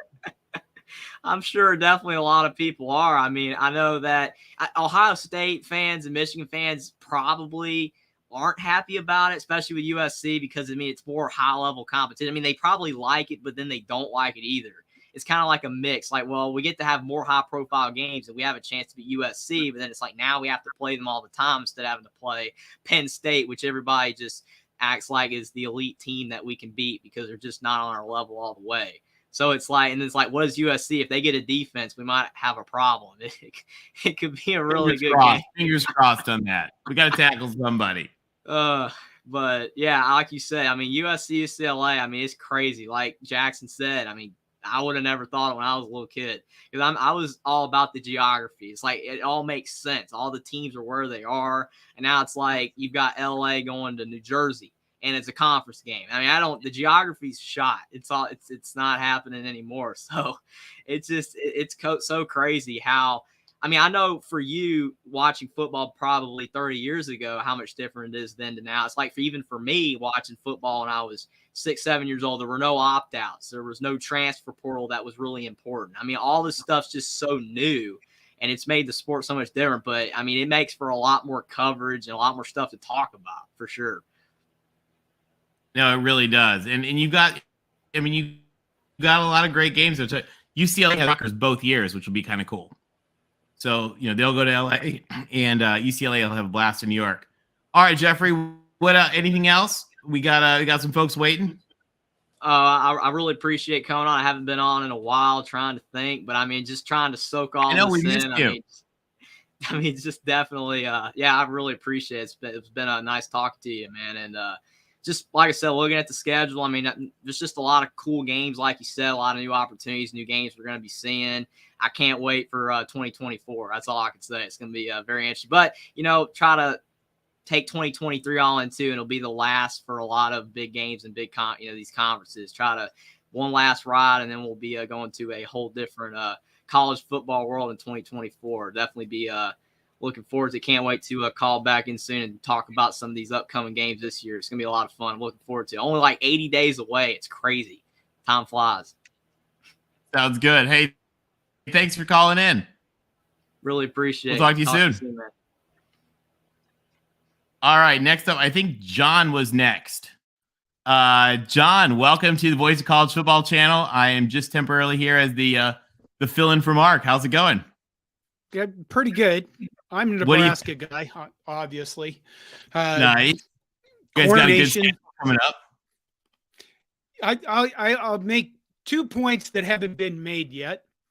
Awesome. Given all this stuff that is come for Nebraska, Matt Rule better get really good really fast. Because in Nebraska in 2025 gets Michigan, Ohio State, USC, and UCLA. I think that's pretty obvious. You guys injured me while I was waiting by saying it's pretty easy to make a bowl game. And I was weeping before I came on here because, I'm sorry. wow. It was not targeted at our Cornhusker friends. You should. You just take the shots, man. We deserve it. Well, hey, so there have been some laughs among USC folks about Nebraska in the last couple of days because USC, I don't know if you heard, just announced, I think, what is it, 2027 or something, the probable Clay Helton Bowl, as Georgia Southern comes back to the Coliseum, and it's a little scarier than it should be from bad memories. Yeah, the other thing is nobody has pointed out is that it's pretty clear that Iowa is the most hated team in this conference because they got 3 protected rivalries. Well, hey, and I think that it's very well deserved. It is. It's learned. Where is Erica in the chat tonight? I don't know if I've seen Erica in the chat tonight. Erica, our favorite Iowa Hawkeye. Yeah, no, they got 3. You're a USC guy, right? I am. Yeah. Okay. Well, I grew up in Michigan. Here's a pro tip. Oh, you grew up in Michigan, so you know that you don't have to wait to join the Big Ten to hate Iowa ahead of time. Well, I also know that it doesn't matter how good you are or how bad they are. If you go into Kinnick Stadium on a Saturday night, anything can happen. That's That true. that So- that I have learned from a lifetime of watching Spartans and Wolverines. What's been the overall reaction from everybody here? I think you just showed up though when Mark left and I saw this stuff, and I've been reading some of the chat. I think the Big Ten, the idea that the divisions are going away is, I think, best, because for a long time the Big Ten East had, there was a lot of imbalance. Nebraska certainly isn't the team that everybody expected them to be coming into the Big Ten Conference 10 years ago or whatever, and to get rid of the Big Ten West, I think gets rid of, quite frankly, an embarrassment side of the conference, where every Big Ten championship game, you kind of looked at it and you went, well, the East is going to beat the hell out of them. And there you go. It's I know it seems like that. I'll tell you my personal take on it, which is probably an unpopular take, and I'll get roasted in the chat for this, is that a lot of times this stuff is cyclical. Right. And I don't think cyclical like 1 year, but like cyclical in 5 or 10 years. And so you end up with a choice of, do you go with division, like when they had the leaders and legends and they actually tried to balance it all, and all they did was take flack for it. And it only just created hassle. So then you said, okay, well, we're just going to do it geographically. And whenever a conference does it geographically, anytime you end up with some element of, rolling the dice on, are the conferences well balanced or not? And in the Big Ten, you just have that giant weight around the East, because you've got Ohio State, you've got Michigan, you've got Penn State, and they've all been good for the better part of 20 years. Now, if you go back to the 90s, that wasn't always the case. But I guess it kind of was. Like, I don't know when you'd have to go back. If you go back to the 40s, no, I'm just kidding. But there is an element of cyclicality, because Iowa's not been as strong as they traditionally were. I mean, they're good, but not as strong. Nebraska has had a few years of struggles, as we all do from time to time. Wisconsin's been like kind of okay, and Minnesota has been okay. So you've got a lot of okay, and it's just sort of cyclical, is my thought. I got another question. Also, by the way, my other thought in Nebraska is, don't ever count Nebraska as being down for too long or totally out until that game's over. I've seen too many Nebraska games. I hope that's the case coming up under Matt Rule. The 2-year rotation things leaves the Big Ten with an 8-game schedule, an 8-game conference schedule, or 9-game conference schedule. I'm sorry. The SEC has 8 games. Is the SEC smarter than the Big Ten? I mean, they keep winning championships. So Big Ten keeps playing better games. There's part of the debate. I would also argue that the Big Ten sort of has blown some championship opportunities. True. I mean, the soundtrack of that Michigan TCU game should have the chicken dance on it. With all the stuff that kind of went wrong. So I just, you kind of say, okay, well. Also, by the way, the SEC glory is probably a little cyclical. So cyclicality matters. I think that having the 9 games is important, particularly given, the SEC's propensity for scheduling orphanages and convents. If they were going out and being like, hey, we're going to play 8 games, but we want to play 1 ACC game and 1 Pac-12 game, or 1 ACC game and 1 Big Ten. We want to do an SEC Big Ten thing. Like, okay, that would be pretty cool. When they're like, well, we want to play the Austin P freshman team this time in November. Then you're kind of like, all right, guys, let's not do this. But at the same time, Greg Sankey talked about this a little bit today. The other thing is, Paul Feinbaum talked today at this fascinating conference the University of Arizona hosted today, actually in DC at their DC office. But one of the things Paul Feinbaum talked about is the importance of remembering the role that fans play, and that fans played, and the fans of the institution play, and we need to make sure that we're factoring in what is important for them. And I'll tell you, from the TV data I've analyzed and everything else, I just always find that people want to watch good games. I mean, actually, if you actually look at the data, and there's a little chicken or the egg there, right? Because their bad games don't get put on. Good G5 versus G5 games draw way more viewers than a Power 5 and a Cupcake. So, like, nobody wants to watch Michigan play Central Connecticut State or, whoever. Nobody wants and I'll be honest, even nobody wants to watch USC Rice. So yeah, right. You have one of those games at the beginning of the year, and sometimes you play Georgia Southern and it turns into a personal nightmare. But people don't generally people would rather see Nebraska versus Wake Forest than Nebraska versus Georgia Southern. Well, I know 2024 Nebraska's big game, out of conference game, is Colorado. Which, we hate Colorado. That's a great game. You hope it's a good. A great game could mean Nebraska wins 72-3. You know what I mean? For Nebraska fans over Colorado, that would be for Nebraska fans against Colorado, there is no such thing as enough points. But let's see, 2025 Nebraska's big game is Cincinnati. I would guess that in the future, a lot of the Big Ten teams aren't really going to schedule anybody that's heavy for their non-conference games. So we're seeing, don't you think we're going to see less outside the conference overall?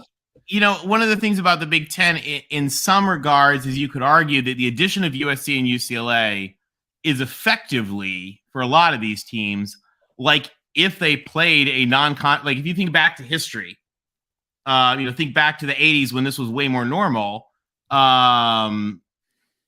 like it's almost like they're playing 8 conference games and then one against one of the Pac schools.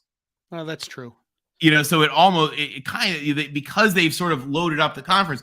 And the same thing, by the way, this is part of why I think the SEC needs to move it up, because the SEC is added these new teams. And in adding those new teams, like, nobody wants to wait 24 years to see Texas A&M play Georgia. Or Texas A&M play Texas. Yeah, we've all waited long enough for that one. Just watch That's for the gonna riots. Be fun. Yeah, I know, right? I think they got rid of the bonfire though, didn't they? Yes. Okay, that's fine. But taking a look at, looking at your Cornhuskers, and by the way, I think Matt Rule is a great hire. I'm watching what he's doing in recruiting. I'm watching what he's doing in the transfer portal. I hope it works, because football, and I used to shake my fist at Tom Osborne, on the screen, but football is better when Nebraska is Nebraska. There you go. And the band starts up and they're like, there's no playing Nebraska. And you're like, the sport is better like that. And so I'm excited to have Nebraska back. I'll tell you though, watching Nebraska and, poor Scott Frost, the poor fans, you guys, even when you were losing all those games, they were all still close. Yeah. So they were always good games. They were, and that was kind of part of the. Honestly, I know. And you're just very blunt about it. The whole con job that was that guy we fired. I usually refuse to say his name anymore, just because I've tried to exercise him from my soul. Yeah, you have to. And I know you said Matt Rule. I know you said Matt Rule looks like a good hire. Well, I'm not ready to love again. Okay. Okay, I get it. Maybe by August fall camp rolls around, I'll be ready to love again and be ready to look forward to Nebraska's 2023 season. But I am looking forward to it, but I'm not with real high expectations. And real quick, just to answer this, their viewings do drop when they schedule Patsies. Like, their viewings drop a lot. Nobody likes to watch Alabama play Austin Peay. You guys would be amazed. I have the TV there. I was just talking to Mark. So we were actually going to I think we're going to do something later this year. So I took years and years of TV data and just over a couple of months, just manually because you have to manually input it in, so that I could code it together with other data. And we now have a statistical model that claims that, or the statistics say it's 87% predictability, that we can, with just 3 inputs, predict sort of TV viewership of these games. So we can go through and predict kind of what this like Nebraska UCLA game may bring for viewers, like and look at that kind of stuff, which will be kind of fun.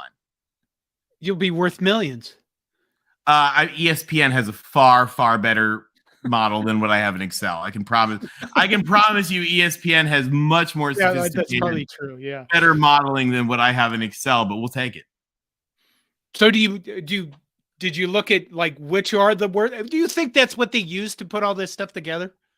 I mean, the TV people have phenomenal other data. And the other thing is TV people data matters a lot about who is watching, right? The demographics matter. Like I'll tell you actually, and this is kind of a side thing. One of the things that's like one of the most attractive, the most attractive streaming audience, I'm told, believe it or not, is the ESPN Ivy League deal.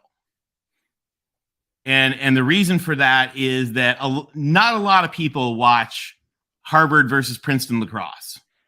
Right. But the people that do are very, very, very attractive advertising targets, right? To like JP Morgan Private Wealth or Rolex or, whoever. Right. They're not, it's not for, drink Bud Light. Like it's, are your children ready for their trust fund? You should, that's who's watching Princeton versus Harvard lacrosse. So it's actually for ESPN. I mean, I don't have their financials, but the ESPN people have always told me that that's like just a phenomenally profitable deal that they have. So well, it makes sense as the click rate audience. Or they click per ad. What do they call that? More important, yeah, exactly. And it's but you get that with a lot of the Big Ten teams too, because I mean these are great schools and they have great audiences and all that kind of stuff, which is why the wide appeal of the Big Ten, the national appeal of the Big Ten, is why the Big Ten has this phenomenal new TV contract that has, 3 straight games of massive national importance directly. I mean, that's unreal. So where do you live now? I live in New York and Florida. Okay. Well, one of the things that I think Nebraska fans are excited about is that we have, if you look at alumni groups all over the world, I think Nebraska probably has, more alumni groups all over the world that identify as Nebraskans than anybody else. And the reason for that is, number one, we're incredibly loyal fans. And number two, everybody left Nebraska. Everybody just, graduated, left. There you go. All my friends, they live pretty much everywhere else but Nebraska. But a lot of those people are very excited because we do have huge alumni groups in Los Angeles. Oh, huge Nebraska. So I remember, I think I was freshman in college or something, the year you guys played in the Rose Bowl. 2001. Okay, yeah, or I guess later than that. But yeah, exactly. But you guys, it was amazing because the Nebraska fans were everywhere in LA. And so it'll be fun. Maybe UCLA will take the tarps off. What is this thing with the tarps? Oh, the tarps over that cover the part of the stadium for tarps that cover 30,000 seats of the Rose Bowl. Yeah. Maybe they can take them off and let some Cornhuskers sit there. So we like to tease UCLA because while they were just lampooning and sobbing about their holes in their budget, they left 30,000 or whatever seats covered that USC fans couldn't sit in. And we were like, well, if you needed the money, I know where you could get some. You'd think they would just sell those seats to people in red shirts. You'd think, they would do that. If you look at what happened, if you would look at what happened with Nebraska, will play Colorado this fall. And Colorado upped their ticket prices. I don't know, like $8,000 a ticket. It wasn't that much, but you get the idea. Sure. Yeah, Nebraska, yeah, but they just bought all the tickets, and we pretty much are paying Deion Sanders' salary for 2023. I mean, you guys also, I think you're going to cream them. Well, I hope so. Like I said, I'm not. I'm gun shy, man. I'm not ready to love Oh, again. believe me, as a USC alum, I know how that Yeah. feels. We were like, There you go. we think Lincoln Riley is going to do well, right? I mean, if you watch our USC post games, we'd be like, whew, another one. And all of a sudden, finally, we're like, wait a minute, we might make the playoffs. It's like, wait, where did that come from? Too All right. funny. Hey, I need to get thank you. going. Coordination, we appreciate it. Yep. I'm We'll sure see you soon, we'll John. talk to you again. Thank you. All Take right, care, you bye-bye. guys. Go Big Red. Go Big Red. All right, thanks, John. We've got Defiant from Indiana. How are you doing? Oh, you're on mute. Oh, is our Defiant Hoosier fan there? He may be missing. All right. Well, we'll wait for him to come back again. Hello? Oh, Hello? hey, how you doing? Oh, can you mute your YouTube tab? Sorry about that. Oh, no Sorry worries. about that. Doing something. Sorry about that. What's going on? What do you think about Indiana's big upcoming schedule? I think it's interesting. I do like that Purdue, we play them every year. I do like that. Maryland, though. Maryland's an interesting one, That's have you been to a game there? I have not been to a game there, but I know they're winning now, so I know there's a lot of fans showing up to those games and everything like that. Yeah, and well, the other thing is Maryland. Some people don't realize the University of Maryland is essentially in DC. Like it's right across the line. It's on the DC Metro. It's on the Green Line. So it's a really, really fun place to go and go to see a game. If you're a Big Ten fan and you're playing at Maryland, go. When USC played its games in DC, it's one of my favorite road trips I've ever been on for our away games. So this show somehow popped up on my TV. That's kind of funny. YouTube autoplay. I just looked on the TV and I was like, wait, that's us. Yeah. Turn that off. It's a really, really fun game to go to. So I think you'd have a good time. Definitely. Again, What do you think about Michigan State as keeping that sort of rivalry going? I like it. It's our second oldest rivalry we've played since 1922. I do like that a lot. I do like keeping that rivalry. I think it's a fun one. It's kind of underrated, I would say, too, especially since Michigan State's kind of, dominated us in that series. Well, Purdue's dominated us, too, for the bucket and everything. But I think having those two is kind of nice. I think it's kind of nice. But I do like Illinois' schedule, too. I like how Illinois got the Buck back again. Yes. I do like that one. That's my second favorite rivalry, all the Big Ten, even though Ohio State's probably going to dominate Illinois the next 2 years when we play each other. But hey, it's fun to have that rivalry back. I did like that before, Nebraska joined and Rutgers and Maryland joined. But I do like that. Yeah, Illinois schedule runs out. Well, and I'll tell you, I'm excited to go to the Rutgers campus in all the. I mean, I don't know when I first moved to New York, but I've actually never been to a game on campus. I've been to games at the Meadowlands or MetLife. I always still in my mind think of it as Meadowlands.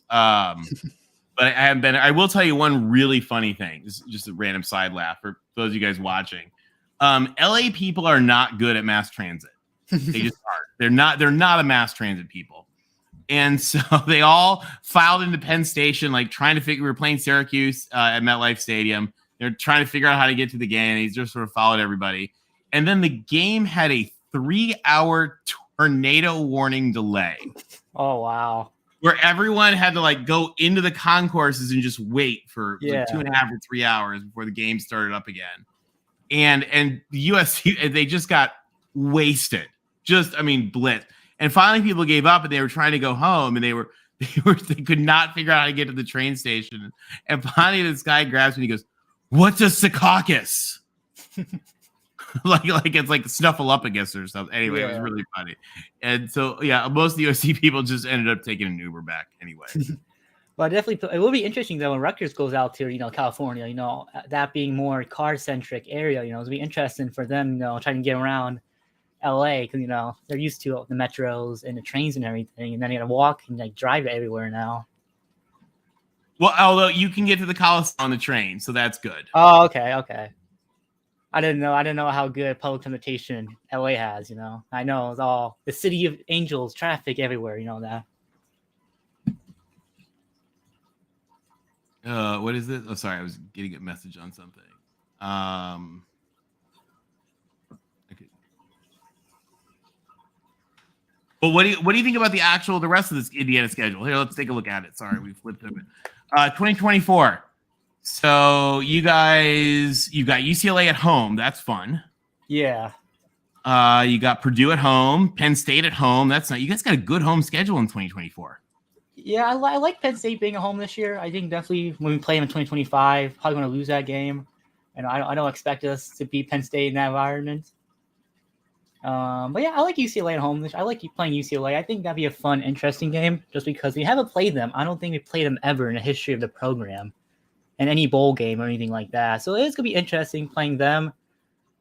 Minnesota's gonna be good with PJ Fleck. And again, Maryland, what they're doing over there, they've been building up that program. I mean, your UCLA game is just getting ready for football season or basketball season. I mean, yeah, definitely. That's gonna be definitely, yeah. But we're a basketball school in that type of sense. In that way, it'd be interesting to see how they do in a football field and how they do on the hardwood. But I do like. And what do you do? Oh, sorry. I'll say go back to 20. Yeah, I'll say again, Nebraska. I don't know how they're going to do this. How they're going to do next year. Again, be very interesting to see how they do this year with Matt Rule. Question. Yeah, it's definitely a good question. I know we lost to them, I think, last year, which wasn't good. But again, they are more of a football school compared to what we are. I think Northwestern's going to be okay. I think they're going to be decent. I mean, if you could have the last 6 years that they've had and still put 90,000 people in the stands. I'll take that all day. We'll take that all day. Nebraska. Yeah, definitely. I'll take that all day. We need to fill up the Memorial Stadium at some point. Well, and you guys have done some really cool renovations on Memorial Stadium. We have. Yeah, we have definitely. We definitely it's have. Awesome looking now. Because it used to be, kind of random, but now it looks really cool. I love the style of it. Yeah. And I also see a lot of things like that too in Indiana, us building. And I also see Kansas trying to do something too with their football stadium. So it's kind of cool seeing, the less oriented football schools trying to become, try to compete on that level. So I definitely think, UCLA will probably fill a lot of seats. I don't know when we're playing them in 2024, if it's going to be cold, if the Southern California. Well, if they're coming out here, coming down to Indiana, Southern Cal, I don't know. Oh, hon, have you seen how many people they bring to their home games? Well, hey, when you're playing South Alabama, though, when you're playing South Alabama, they don't go to Pasadena. But when you're playing South Alabama, though, it's kind of I'm sorry, it's too easy. I can't resist. I know. But when you're playing South Alabama week 1 in the middle of summer still, I can see why not a lot of them want to come out there. Sure. So I took so much flack from my UCLA friends. I put on Twitter, I was like, all right, so what's the excuse this week? Because it was every week, school hasn't started. Oh, it's too hot. Oh, the Mercury's in retrograde. Whatever. There was always a reason. Yeah. There were never people in the stands. But at least when Michigan comes out there, at least you'll have our friend TBM is going to cream me for saying that. Isn't it? But at least when Michigan gets there, they'll have their fans fill up the seats and everything. So, once every 2 years, they have the stadium filled up for one game. Potentially They do. And I'll tell you, the Big Ten is going to be great for bringing fans to their games, too. Definitely. Guys, because, again, USC Rutgers, that's a conference game now, football and everything else. I love it. I'm excited because people don't realize, too, USC has a huge alumni base in New York. So people love that. Again, when we played there in New York, USC fans filled up Times Square for a huge pep rally and all that. It was a lot of fun. Mm-hmm. So it'll be cool. Definitely. And I think again, be interesting. Do you go to LA or? We play UCLA. I believe. Well, I know again we play UCLA as part. No, you don't go to LA. Oh, wait. Okay, that's interesting. Oh no, you do. You come to USC. Yeah, UC. There you go. That'll be fun. You get to see the Coliseum, the torch lighting, and the horse, and all the you get to see all the rigmarole. And then probably get blown out by 30 points. Here's from your lips to God's ear. No, you know what? You never know. That could be a good game. It could be a good game. Because you guys are doing a lot of stuff, getting to be better. Hey, if Tom Allen can recruit and coach, and actually put a decent product on the field, I think we probably could compete with USC. And that's really surprising me to say because, again, I know USC's been down to what the standards are the past couple of years. And, Lincoln Riley's trying to build that program back up. Last year, couldn't tackle anybody and lost to Utah. But, we tackled no one. But we got great new players. We've got you see. Okay, hold on. I'm his hero. UCLA fans travel about as well as a 1978 AMC Gremlin.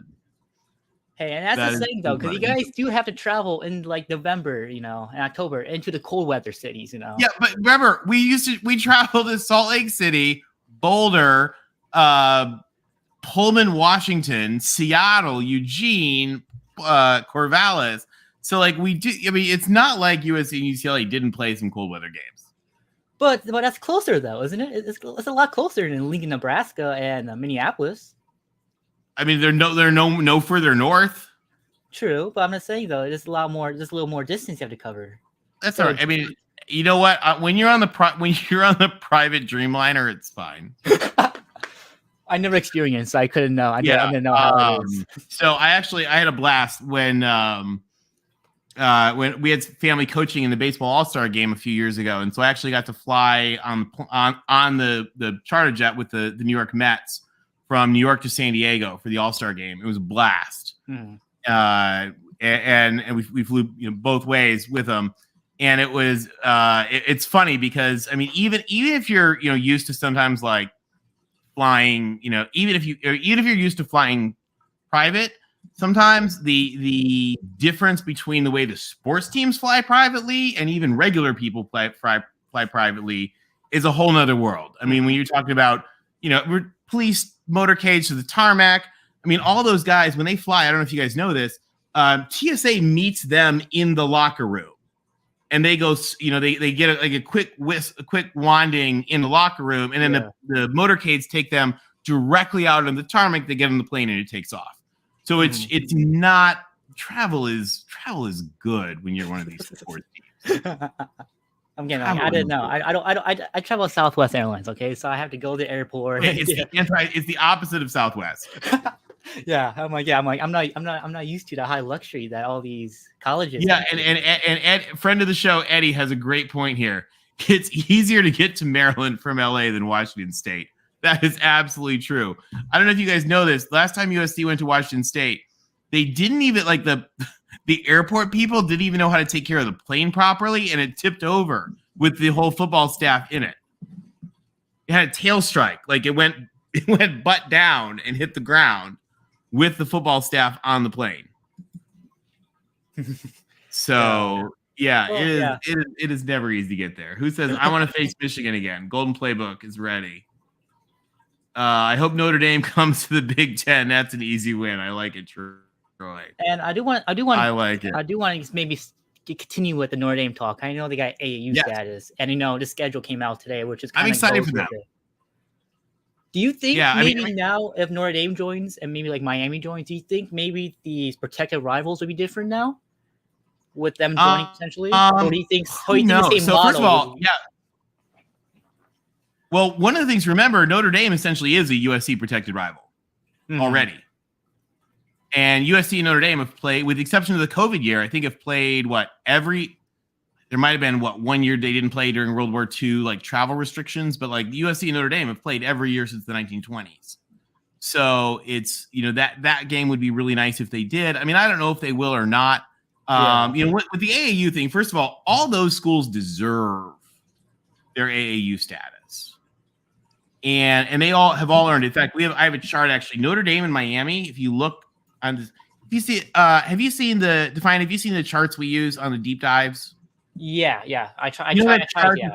Academic rank and athletic performance. Oh yeah. I seen those. Yeah. If you split that in half, on the right-hand side, every single school except Notre Dame and Miami were already AAU. Mm-hmm. So they're really filling in those gaps. And it wasn't until I saw that chart that it really hit me on kind of okay, these schools really do deserve it. It's not. I mean, we know it's not just a Big Ten thing, right? Because it's the AAU, but you really do see how well they deserve it. And if they do join the Big Ten, that'd be awesome. If they don't, That's also awesome. Greg Sankey today talked a lot about the importance of really conferences not trying to be too big. And talked a lot about how he kind of doesn't like when conference commissioners just kind of ramble on that, like they're playing Risk. Like, oh, let's conquer more property. Like there's a whole lot more to it. And I really respect Greg Sankey. I think he's an amazing guy. I think he's a brilliant leader. And I think he really encapsulated that pretty well today. Yeah, definitely. I don't like conferences going like to 24, 20 teams. But I do kind of see though they're trying to get all the money they can, because they're trying to turn profit in a day, like a business. They're trying to just grow and get more money for you. Yeah, but at the same time, here's the issue. I mean, let's be honest here. And I'm going to get lampooned for this in the comments, I'm sure. But the money really comes from games like Ohio State and Michigan and Penn State. Mm-hmm.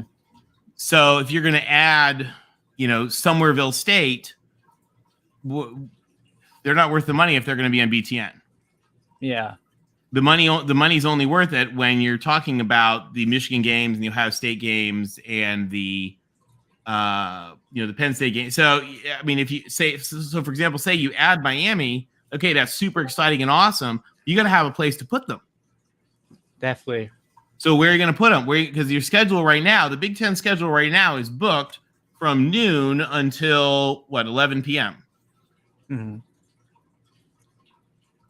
So where do we put them? Third thing, like if you're going to add, and not only that, but I don't know if you know this, the Big Ten schedule now actually also, nobody talks about this, but also includes the options for some late night games for USC and UCLA. Like, I don't know, let's just pick a random, like this UCLA, like this UCLA Nebraska game could be like 9 p.m. at Nebraska. Or 8 p.m., whatever time that, I don't know, whatever time that is. 9 p.m. at Nebraska. Yeah, 9 p.m. at Nebraska. So that's an option that Fox has. So that'll be interesting. Definitely, we'll see if that happens.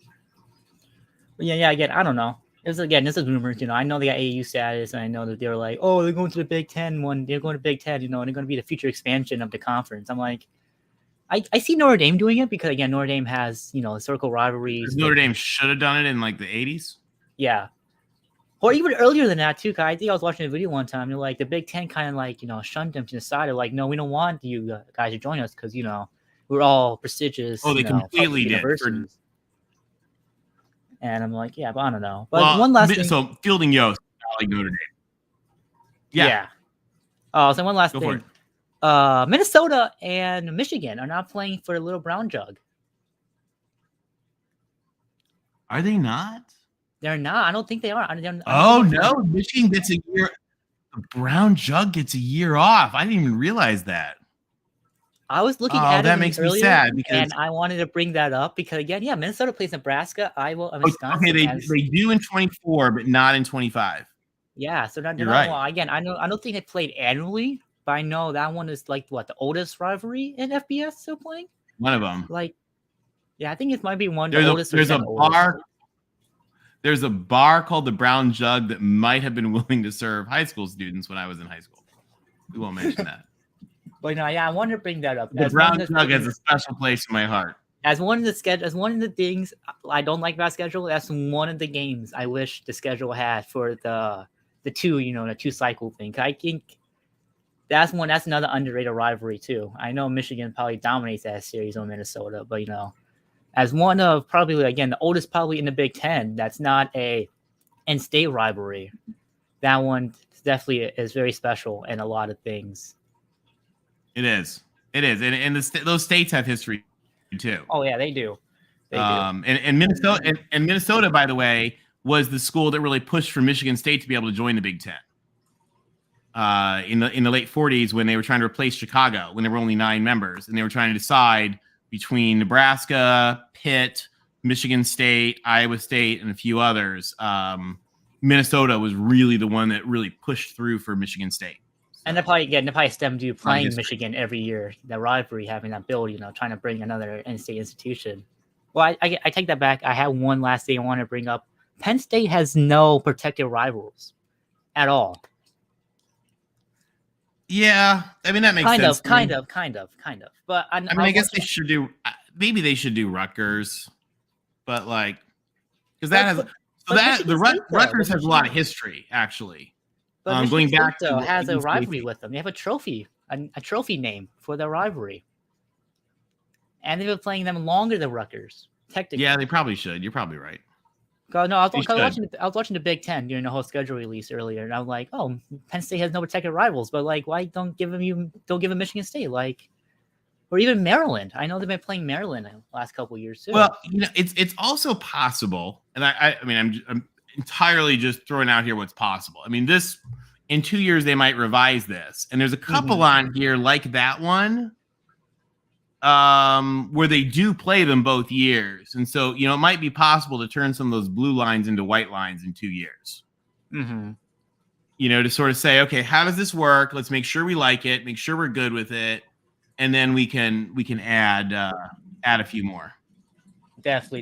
Again, I think because Iowa has all their protected rivals, so I think just going through these first 2 years, seeing how it works, and then going back, like, okay, Iowa likes playing Minnesota, Nebraska, Wisconsin every year, okay, but Penn State doesn't play really anybody that that's technically a protected rival. So let's see how we can adjust the schedule a bit. But again, I think right now this flex protect plus thing, the Big Ten should have probably done this a while ago in a scheduling format. I think now, since UCLA and USC are joining, like, okay, we need to figure this out before they join, because we don't want them playing, Rutgers every year. Hey, those of us who spend a lot of our time in New York would love to have USC. Oh yeah, I know, Rutgers yeah, but like year. everybody else though, traveling UCLA, traveling all the way to like the other side of the country to play, in football. I get like basketball and everything else. It's easier to travel that way, but like playing every year football, it's just a little more different. It is. It'll be interesting. Well, hey, thank you for calling in. We're glad to have you. Thank you. Thanks for having me. Go Hoosiers. Yes, sir. Yes, sir. All right. Who is next? Jackson. Hold on. Jackson, nod to me. Can you stick around for a minute? Okay. Perfect. We got Need More Cowbell. Hey Welcome. There. Hey there. How's Thanks, it going? Cody. Doing very well Good out to here see on you. the West Coast. Perfect. What do you think of the schedule? I like it. I think USC and UCLA add a lot of excitement and competition to a conference that was getting pretty stale, to be honest. I just can't figure out how they're going to work a Big Ten championship game and how they're going to decide the two teams to be in it if everybody ends up with 2 losses. I don't. Does anybody in the chat? Forgive me because I had to actually step away from part of the broadcast, so I didn't hear if they went through the tiebreaker formula. Does anyone know the actual? I mean, not like what we. I mean, we could guess some stuff what it would be, but does anybody in the chat? Do you guys know the actual tiebreaker formula? If you do, we'd love to see. I didn't catch it on the air today. Yeah, it's a good question, especially probably for second place. Who knows? Keelani says coin flips. Oh, why not? Well, yeah. Rock favorite scissors. If you're a 2-loss team and you think you might not make it with 3 losses to the playoffs, why do you want to be in that championship game? That's a good question. We'll see, and it'll be interesting to sort of see how the whole playoff structure works too, because we may see some revisions to how that happens as we move forward in coming years. And is there any talk about them switching up the championship game from the current location in Indiana to alternating between East Coast and West Coast? I have no idea. I mean, I see what people talk about. Like people say, "Oh, they should." There's a wonderful. I mean, I joke with USC and UCLA. We should just have the championship game like it should be, January 1st at 2 p.m. in Pasadena. Yeah, I have no problem with that. I mean, that's pretty much how it was for a long time. Yep. Let's see. We're getting some answers. Justin said, okay, they didn't. Okay, so I didn't miss it. He says they didn't announce it yet. I presume be highest team in the right. Yeah, it might be something like that. I think that's what the Pac-12 does. John has an answer. As always, John knows the right answer. He says tiebreakers to be announced. So I guess we'll find out. That'll be interesting. Now, who do you cheer for? I cheer for University of Michigan, even though Go Blue. I am a Kalamazoo College graduate. Oh, nice. Which is a pretty insignificant place, but it is not. My brother went to Western. Go Kalamazoo. There you go. I can remember Michigan USC Rose Bowls as a kid.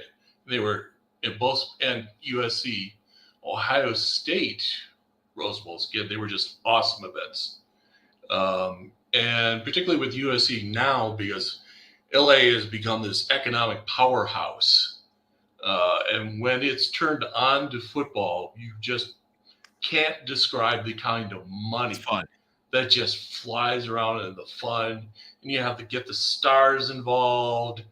And it is just the switch that turns on between we don't care to we care everything about this. And hopefully that's what we're going to get. True. It's so because I've been there for both of them. I've been there for both. And I'll tell you, how cool is it going to be when the band launches into the Victors as Michigan takes the field in the Coliseum? Michigan's record in the Coliseum and on the West Coast is not really good. So it's usually the prelude to a funeral. Hey, I'll USC take it. has their number out there. Kidding. But I really enjoy they USC. so often do. USC. It's going to be fun. It's going to be fun. It's a fantastic atmosphere.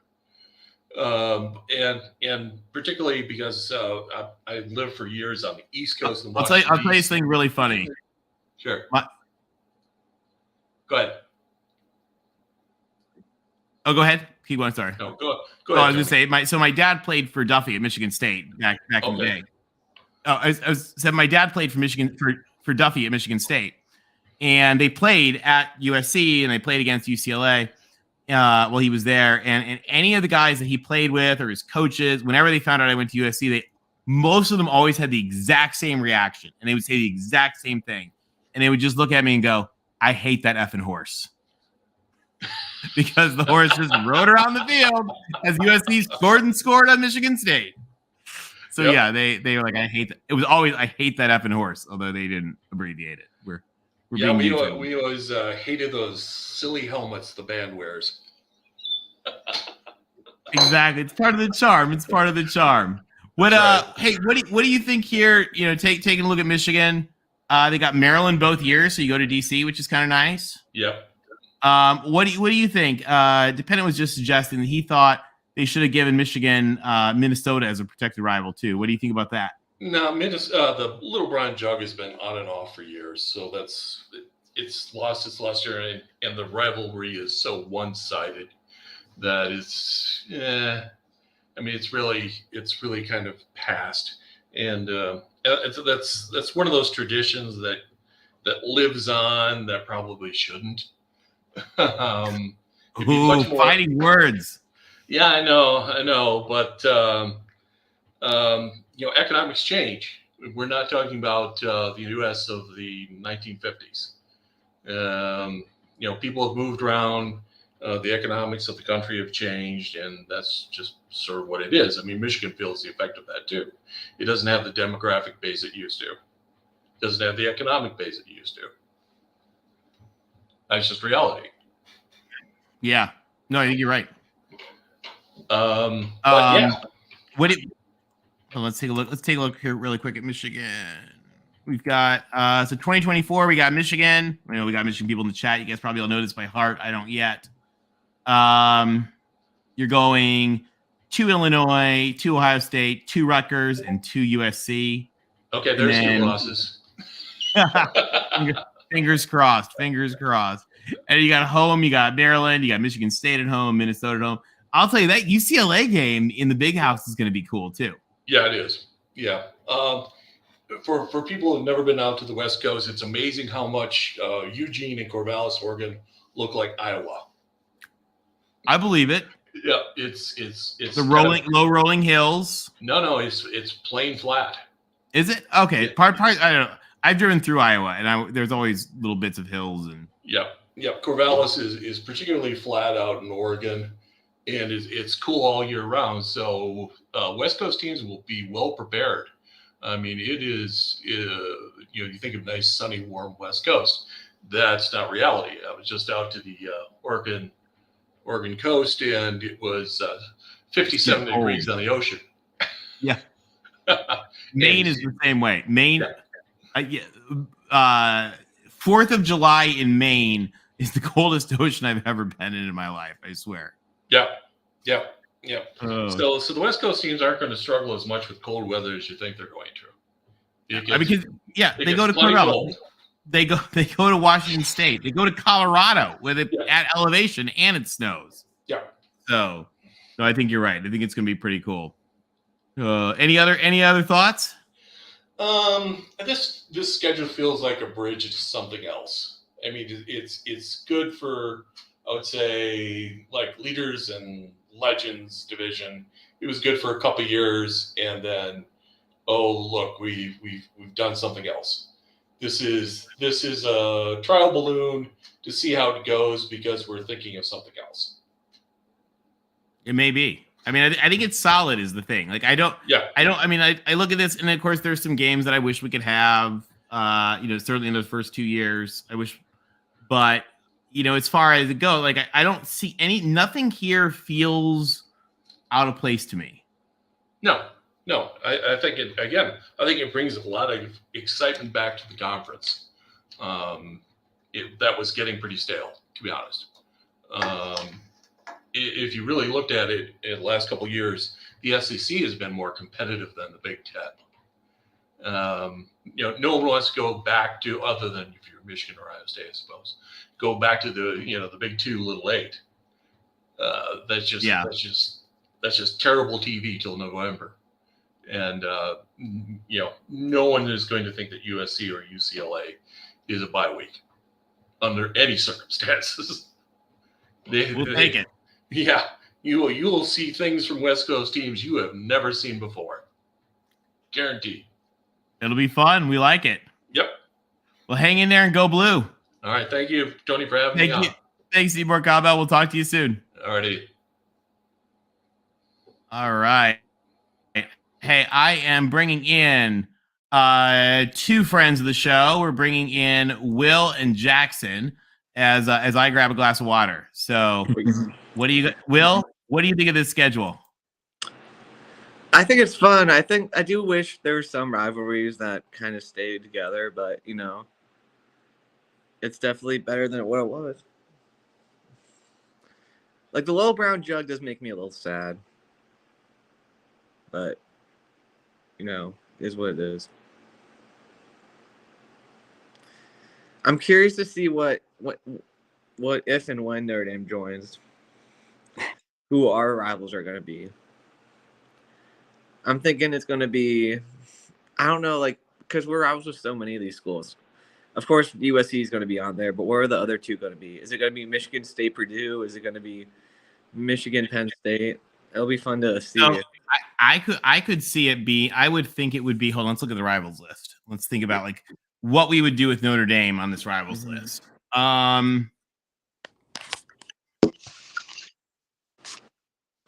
Who's Northwestern got? So I would think USC and Northwestern. Okay. You don't think Purdue? Maybe, but Purdue already has two. Yeah. I mean, yeah, maybe it should be Purdue. Maybe. I mean, heck, maybe you drop Illinois off Purdue. I don't know. Yeah. It makes sense to me that Notre Dame Purdue's more of a rivalry than Purdue Illinois, to be honest. Yeah. Mm-hmm. Yeah, no, I believe it. Yeah. Tony, are you What is happy this? with Tony? I'm reading TBM's comments on YouTube.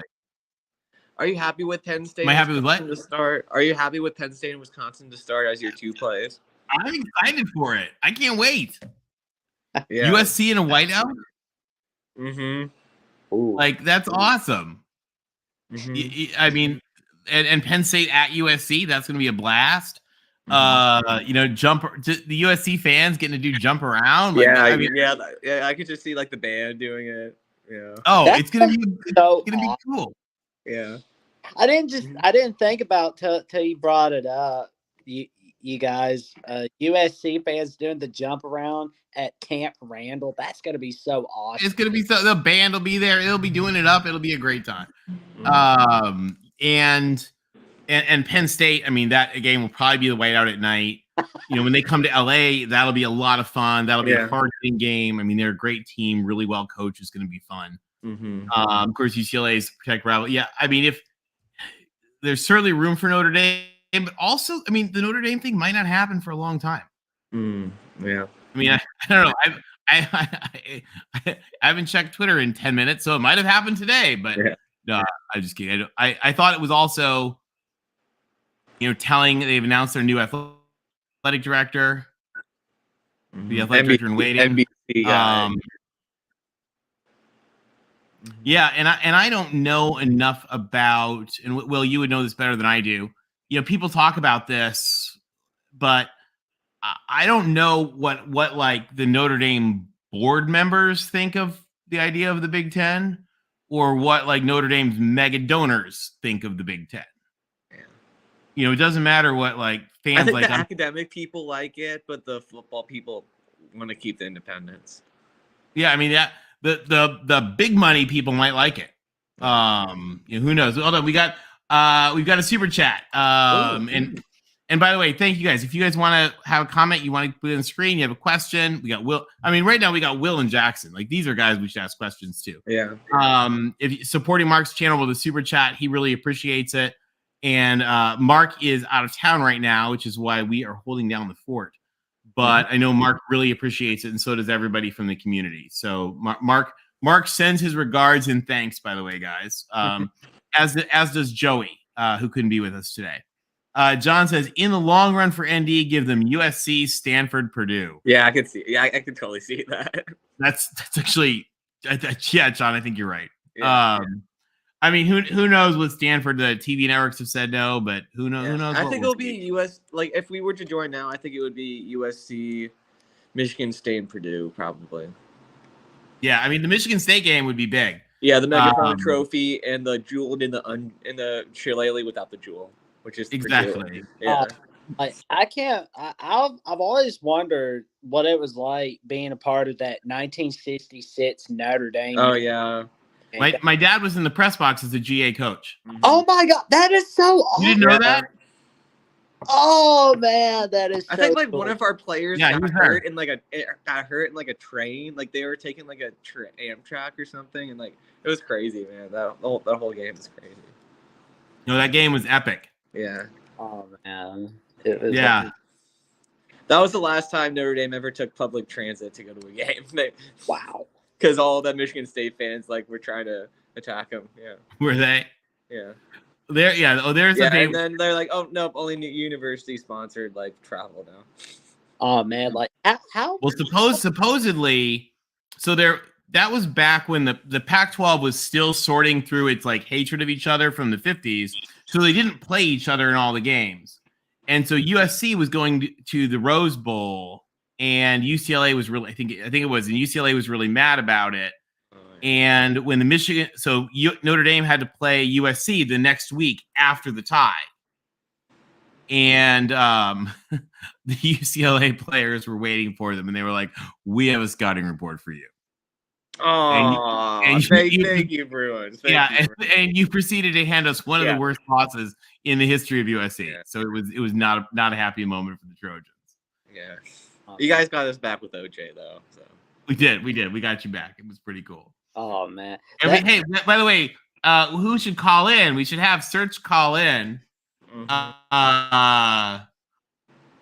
a new member of the Pac-12. I have to question Penn State's relevance to anything if they can't even manage to have a single rival. Well, that's too funny. Oh, that's a good thing to think about. The rivalry week. Now, we know Illinois Northwestern will be on rivalry week. Indiana Purdue will be on rivalry week. Iowa Nebraska, Minnesota Wisconsin, Michigan Ohio State, Rutgers Maryland. Now, USC, I mean, they'll still do Notre Dame on the even number years. And I'm guessing they're going to do USC, UCLA in the odd number years on rivalry week. So it's a good question. I'll tell you what wouldn't surprise me. This is not a prediction. This is not inside information. This is just wouldn't surprise me. Given the Big Ten has these 3 big old flagship dates or times now. And so it wouldn't surprise me if they take a couple of those rivalries and maybe spread them over like a couple more weeks, or something. So they're not all on the same day sometimes, just to get them on those slots. It also would not surprise me if USC UCLA is not a mate, like if we're not both good. It wouldn't surprise me if that ended up a late game, because remember, Fox has the right to televise Big Ten late games in that after dark slot on Fox. that'd be cool. So yeah, if one of those 2 teams, we won't say which one, is not very good, Search is going to be bad anger typing at us. You saw his last comment. That was funny.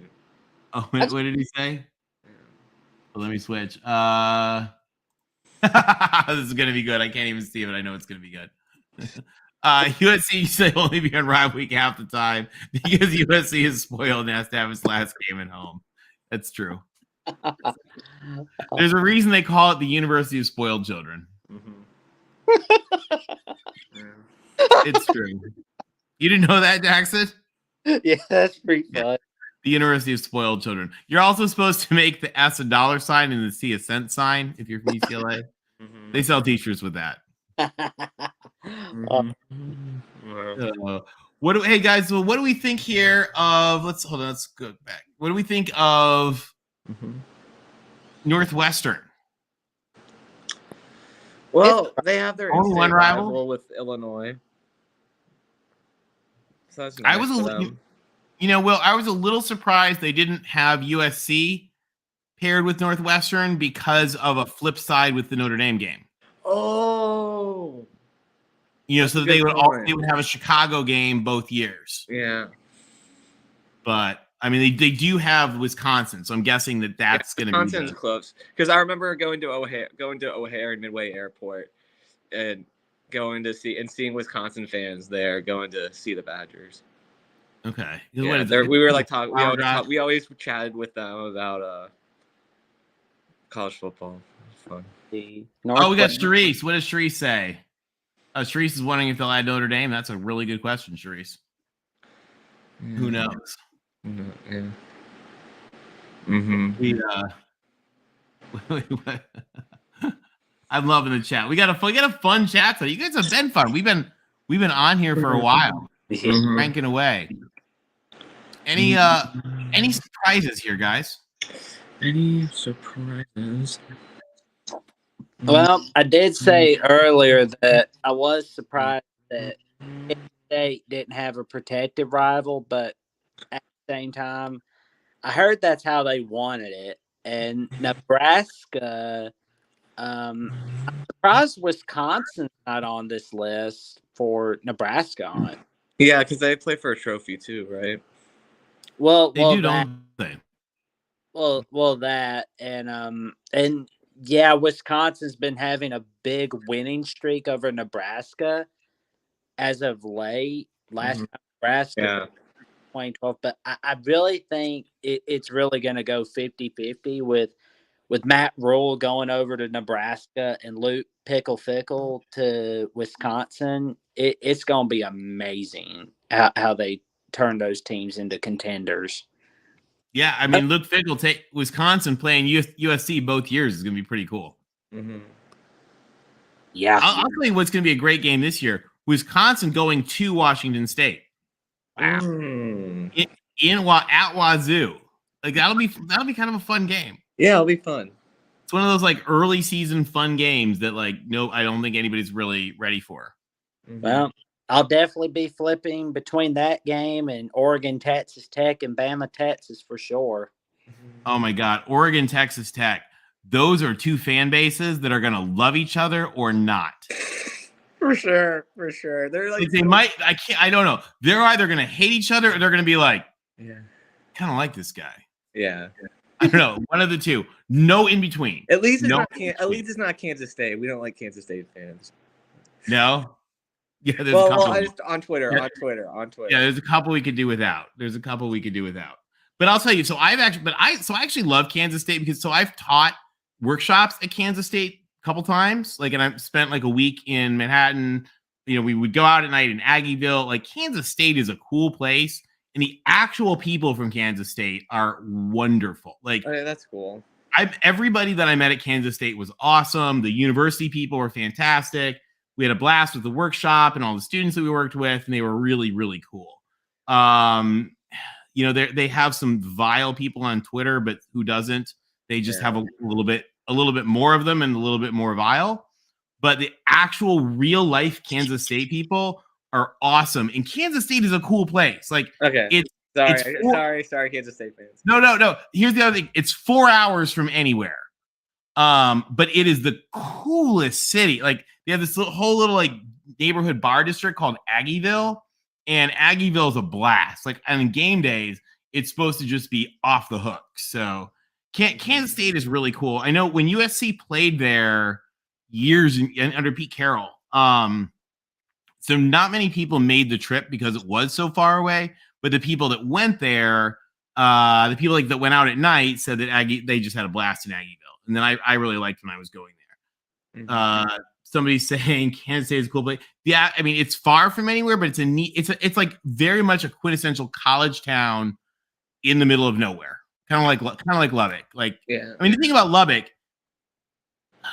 is impossible to get to, right? But like, it's people that go to school there love it. They have a blast. Mm-hmm. It's just 4 hours from where you want to be.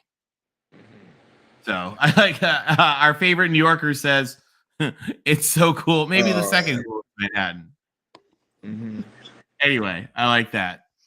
All right, hey guys. Well, we are hitting 2.5 hours. Any other thoughts on the schedule? I'm excited to see what 2024 brings, man. It is going to be awesome. I mean, that conference, the Big Ten, it's going to be stacked. Mm-hmm. That is, isn't it? Yeah. But, like, I wonder what Iowa's coaching situation will be going into after this season, but that's neither here nor there. That's a really good question, actually. It's particularly their offensive coaching situation.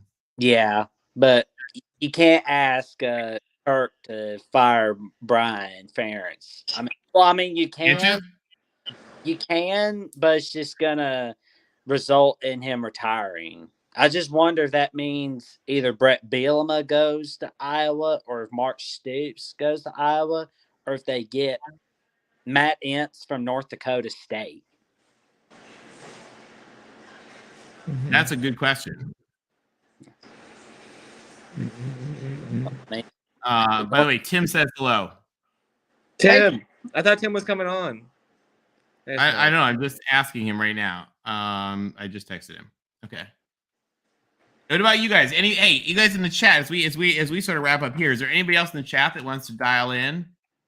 Tim and Matt Zim are going to go live right after this show to put on a USC slant. All right. Well, let's give a last call then. If anybody in the chat right now wants to join us, here is the call-in link. As a last call here. We'll give them a sec, guys. Any games on here that you think are sort of this is the 2024 schedule here. Any unusual ones you're kind of looking forward to? Any unusual ones? Oh, hold on. We got company. We got a Bruin in the house. Here we go. The Bruin schedule. How are you, my friend? You're muted. Oh, he left us. Oh man. So let's look at this list. Immaculate says he would call him, but he's got pizza. Okay, enjoy your pizza, Immaculate. Thank you. We respect the pizza. There you go. Pizza rules. Oh, hold on. Let's get. You want to call back in, Chris, real quick? Mm-hmm. I'm excited. I don't know. I'm just excited to Give see him 1 sec. We got another caller. We'll give Chris 1 sec to get called back in. Because we haven't had any Bruin perspectives yet. Mm-hmm. So okay, he'll get. Has Erica called in to complain about the Iowa? No, is the Iowa schedule bad? Hold on, let's see this, guys. It's not. I mean, they do have Ohio State and the children, so. Okay, they go to USC. They go to Ohio State. Illinois, we'll see. Minnesota, they should win. Rutgers, they should win. And then they got Maryland, Nebraska, UCLA, Wisconsin at home. That's not bad.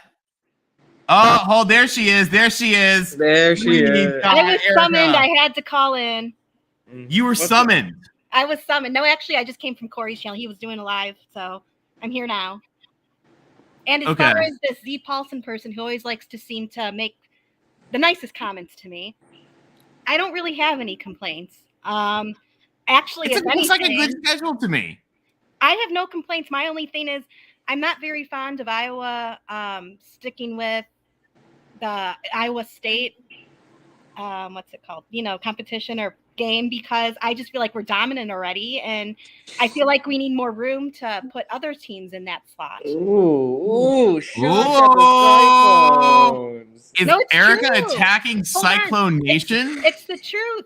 I didn't say anything about Cyclone Nation. I'm not insulting their fans. It's just I'm saying the facts. And if you look at the stats, that's supported. It's supported. Like before this last year, we were winning 66% of the games against them.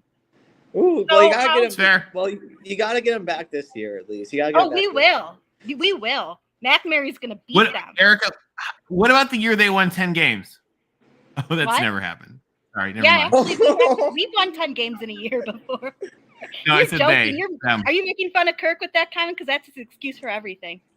No, I was making fun of Iowa State for having never won 10 games. Oh, Iowa State is like. Anyway, I'm not here. We're not here to talk. That's right. They're not in the Big Ten. They're not in the Big Ten. Right. But getting back. Hey, Erica, what do you think about next year in the Coliseum? How fun is that going to be?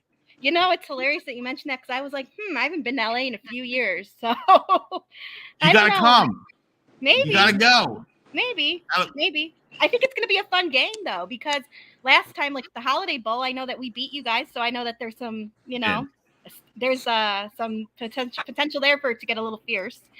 Yeah, exactly. Exactly right. So no, I don't have any complaints except, like I said, the Iowa State rivalry being kept, and I'm also not fond of the fact that we are keeping the Nebraska rivalry either, just because I think 3 is too much. Like I said, our schedule is just too you can predict it too easily. A quarter of our schedule. You know what though? You know what I thought about this though, Eric? I felt like they designated your 3 rivals, but I feel like other people kind of have that too. Erica, do you guys hate Nebraska? It's just not officially designated. I feel like Nebraska fans online really don't like the Hawkeyes. Is it the same way with Hawkeyes and the Huskers? Do you guys not like them? You know what? It depends on who it is. I don't make generalizations usually. The Husker fans I don't like are those who are living in last century, who keep trying to pull stuff and saying like, oh, well, you haven't won a national championship in blah, blah, blah years. Well, you haven't won the century either. So sorry. Like, fair. So those are the ones I don't like. And there's some very nice Husker fans. I mean, I wouldn't say from any fan base that I hate all of them or anything. I'm just not that type of person. But yeah, some of them are obnoxious. That is part of it. Erica, hold on. You got a fan base here. Oh, Dependent Fanatic. I like Dependent Fanatic. Yeah, thank you very much. Thank you. I try to be sensible. I mean, I've been told I'm a homer, which I think that anyone who calls me a homer for Iowa has not listened to me because I constantly criticize them. Yeah, but anyway, no, I'm feeling okay with this. I was saying on Corey's stream earlier that I think that Iowa football, not just football actually, but all of Iowa athletics, I think we're at a crossroads right now. Given that we're going to be getting a new athletic director and the fact that we're finally starting to get there with NIL, like we saw the effects of it on our recruits from the transfer portal in the last few months. Like we've gotten some great transfers, and we've gotten some highly ranked recruits from high school too. So I think that it can go really bad or really well, depending on who we hire as our new coach whenever Kirk leaves. Because I think that's coming soon. I think that he's not going to make it through this contract. Do you think Fran's not going to make it either? I don't know enough about men's basketball to comment, but a lot of Hawkeye fans just don't seem fond of him. I can't comment. I don't really watch men's basketball. I did start watching women's basketball. Yeah, your women's team's awesome. Yeah. I really love. were. Yeah, they were great, and I love their coach, Lisa Bluter. She's just amazing, and Jan Jensen too. She's fantastic. So I love them. But so I think we're at a crossroads, and I think it's very, very important that we pick the next athletic director carefully, and that we don't just accept who's our current interim. I mean, I think she's great, but I think it would be a mistake not to do a search. And if she's the best person qualified at the end of all that, fantastic, she's it. But if not, it should be the person who's most deserving. Yeah. Will the new AD, decide they're going to keep Kirk Ferentz, say, after 2023 if he doesn't get rid of Brian Ferentz for, let's say, they don't win the West Division, for example? Because, I mean, this year looks like the best year for Iowa. To be clear, the athletic director decides whether or not Brian Ferentz stays. Oh, that's not true, and you know it. That's not true. And you know it. But here's the thing: is it needs to be true. No, it does, and you know what? It could be with the new. I mean, whoever they it's hire. legally true. But anybody that's going to come in that job needs to know up front. I'm making this call. Yeah. Because it's on there. It's on them. Right. I mean, there's a reason that they have the law structured like that. There's a reason the guy's reporting is structured like that. Yeah, I feel that whoever the next person ends up being, whoever it might be, they do need to start holding people accountable, and they need to just not do everything Kirk wants all the time. Kirk, a lot of Hawkeye fans think I hate Kirk or something. It's not true. I'm just very critical because I want my team to be the best it can be. And at this time in the stage, especially with the new Big Ten setup, I'm not sure that Kirk is the one who will serve us best. And, like I said, it is a turning point. So it's important that we have the right staff. And I hope, I want us to win at least 10 games, because in my eyes, if we don't win 10 games next season, it's a failure. And I know that sounds nuts to a lot of people. Wait, this season or next season? This coming one, 2023. This coming one, okay. Yeah. So, and I know that sounds nuts to a lot of people, and they're gonna be like, "Oh, but your offense."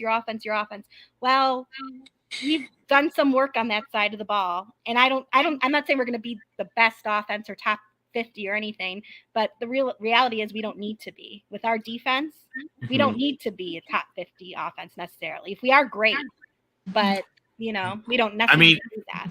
Here's the thing: if they don't score, you can't lose. Well, actually, in our what's it called? In our situation, it's if Xavier Wampa or Cooper DeJean are out there and they do interceptions, we will win. That's what it was. Yeah. It's true. It's true. But remember, as my dad's defensive coaches used to always say, if they don't score, we can't lose. Right. No, but joking aside, I think we're going to see, I don't want to say we're going to see a revamped offense because everybody knows that's not happening, but I think we will see improvement. How much improvement remains to be seen, but I think we have a decent chance. And like I said, anything less than 10 games, regardless of how we win them, because at the end of the day, it matters how you win. You win them, and how you get there. I mean, I would love to see like 50 points put up, but it's not. That's not how Iowa football is currently played. That's just not what it is, unless you're playing Maryland, in which case you get 7 interceptions and you get like 50 something points, and they get like 1 touchdown. But anyway. Now I've heard, Erica, based on some friends that may have seen some team play a New Orleans-based team in the Cotton Bowl, that it is possible to actually score like 1 million points and also not win. Yeah. If you don't tackle anybody, you can't win. Right. But yeah, so I mean, that's my feelings about this. I think we need to modernize. I think Kirk's era needs to go out on a high note, like we were just discussing on Corey's show when I called in. And I think we're set up to do that this year, given our improvements from the transfer portal and also the schedule. And I think if we do super well, I think that Kirk can retire on a high note. And as far as him getting pushed out by anybody, I don't think that's happening. But I also think that if Brian ends up saying, you're, like we say to Brian, you're out of here, I think Kirk will also be out of there, because I don't see it. I just don't see him staying if Brian is cut out. So Hey Erica, one final thing. I think I have an AD suggestion for you who knows how to make the tough calls. Mm-hmm. Jacinda. Who? I didn't hear you. Jacinda. I don't know. You tell me about that person. I'll tell you later. I'll DM you on Twitter. Sorry, okay, joke. yeah. I don't pay much attention on national. An inside joke for Erica. Yeah, I don't. I mean, to be really honest, I don't pay much attention on the national level as much, just because I'm so focused in on Iowa and trying to be focused in on the Big Ten and stuff like that. But so I'm not as knowledgeable as everyone else. Yeah, as far as DM me later. You'll laugh. Yeah, okay, I'll DM you. But yeah, right. that's my spiel on Iowa. So hopefully we do well. Go Hawkeyes. Yeah, go Hawks. Go Hawks.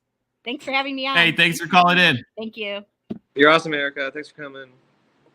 All right. Hey, you guys want to stick around? We need more cowbells back for an encore. Hey there. Hey, how you doing? You're back. Not bad. Good to have you. First, we just want to say that if Kirk Ferentz is going to fire his son, there's going to be a divorce in that family. That's probably true. Yeah.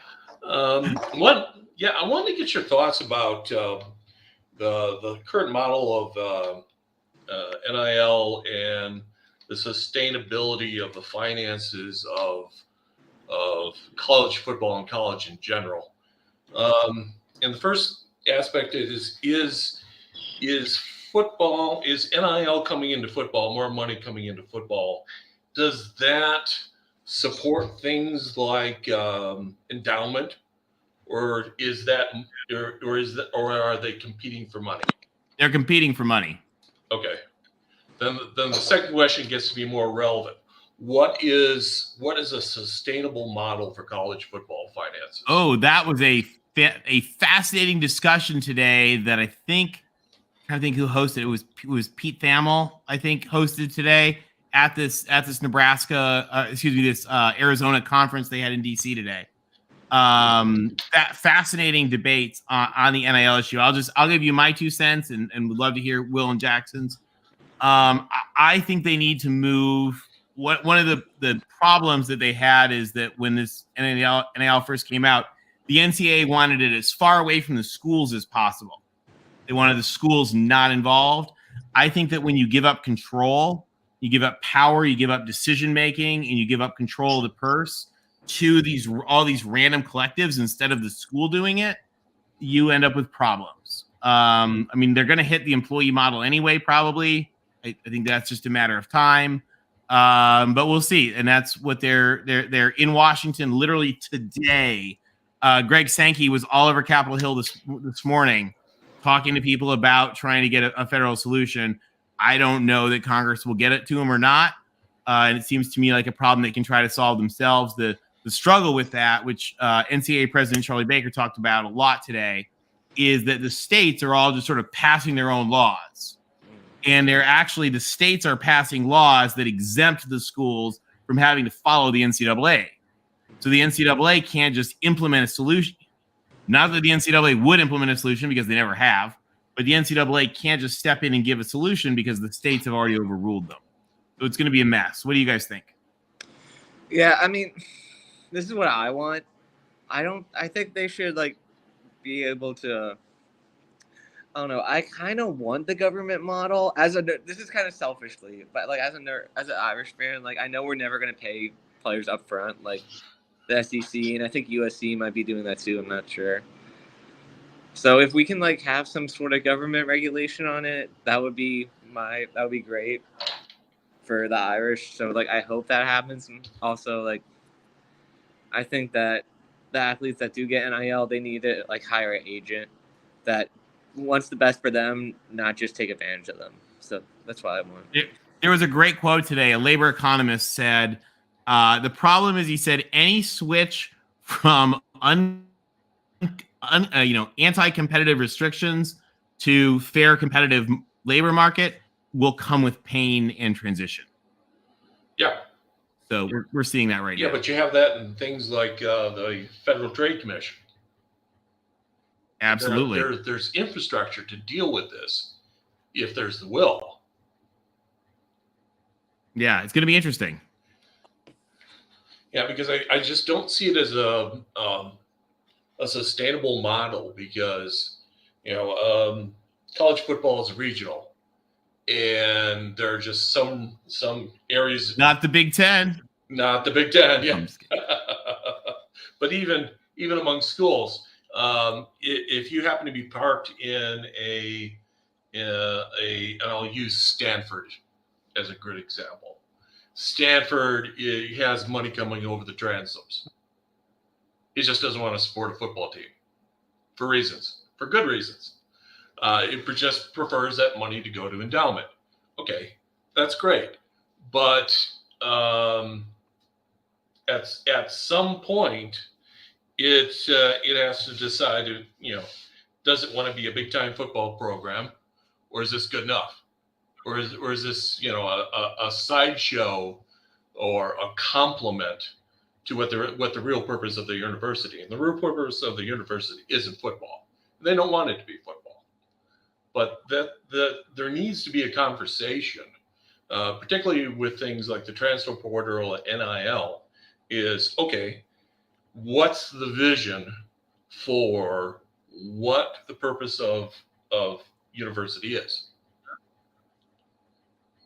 And there doesn't appear to be any consensus on that right now. I mean, you have everything from Wild West capitalism to not my backyard.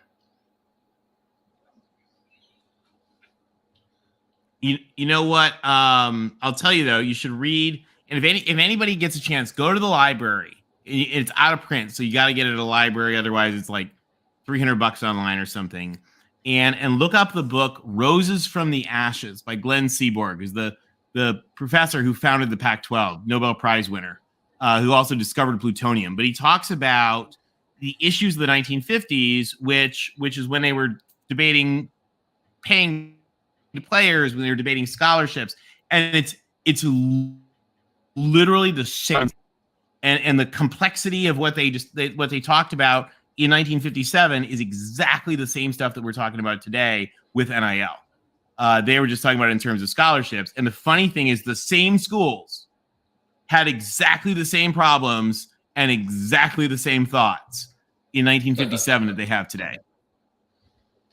And Stanford had a different way of cheating. UCLA had a different way of cheating. USC had a different way of cheating. Cal didn't cheat quite as bad. Oregon was a pain. It's the funniest thing you've ever seen. If you get a chance, it's called "Roses from the Ashes." You can get it at the library. I will have to get a copy of that. Yeah, it's a riot, because literally, I mean, I've sent people, you guys probably haven't seen it, shows where I've done this, where I put up a quote and I was like, "Oh, what do you guys think about this comment from the Oregon president?" And they're like, "Oh my God," oh, and they'll talk about it, and I'll be like, "Yeah, that was from 1957." Yeah, because it's the same argument as today. The same economic forces are out there. They haven't changed a bit. There's just no consensus on how to deal with it. So this has to be then a transitory phase between what we have now and something else, because it's inevitable that you're going to pay players, and it's inevitable that if you're going to pay players, they're going to unionize. That's just how it works. So you're going to have to figure out, do you look at an NFL model where you spread out the money amongst, and you won't have 60 teams to do it. You're going to have a smaller Division I. Well, and I'll give you another NFL model of something they should do. And I don't want to go on forever on this. I know we got to wrap up in a minute because we got to get to the USC show. But I don't know if you guys know about this, but about 15 years ago, the NFL and the NFLPA put together a joint program with the Harvard Business School and the Wharton School at Penn. And upcoming NFL stars go to like this, I think it's like 2 or 3 week boot camp.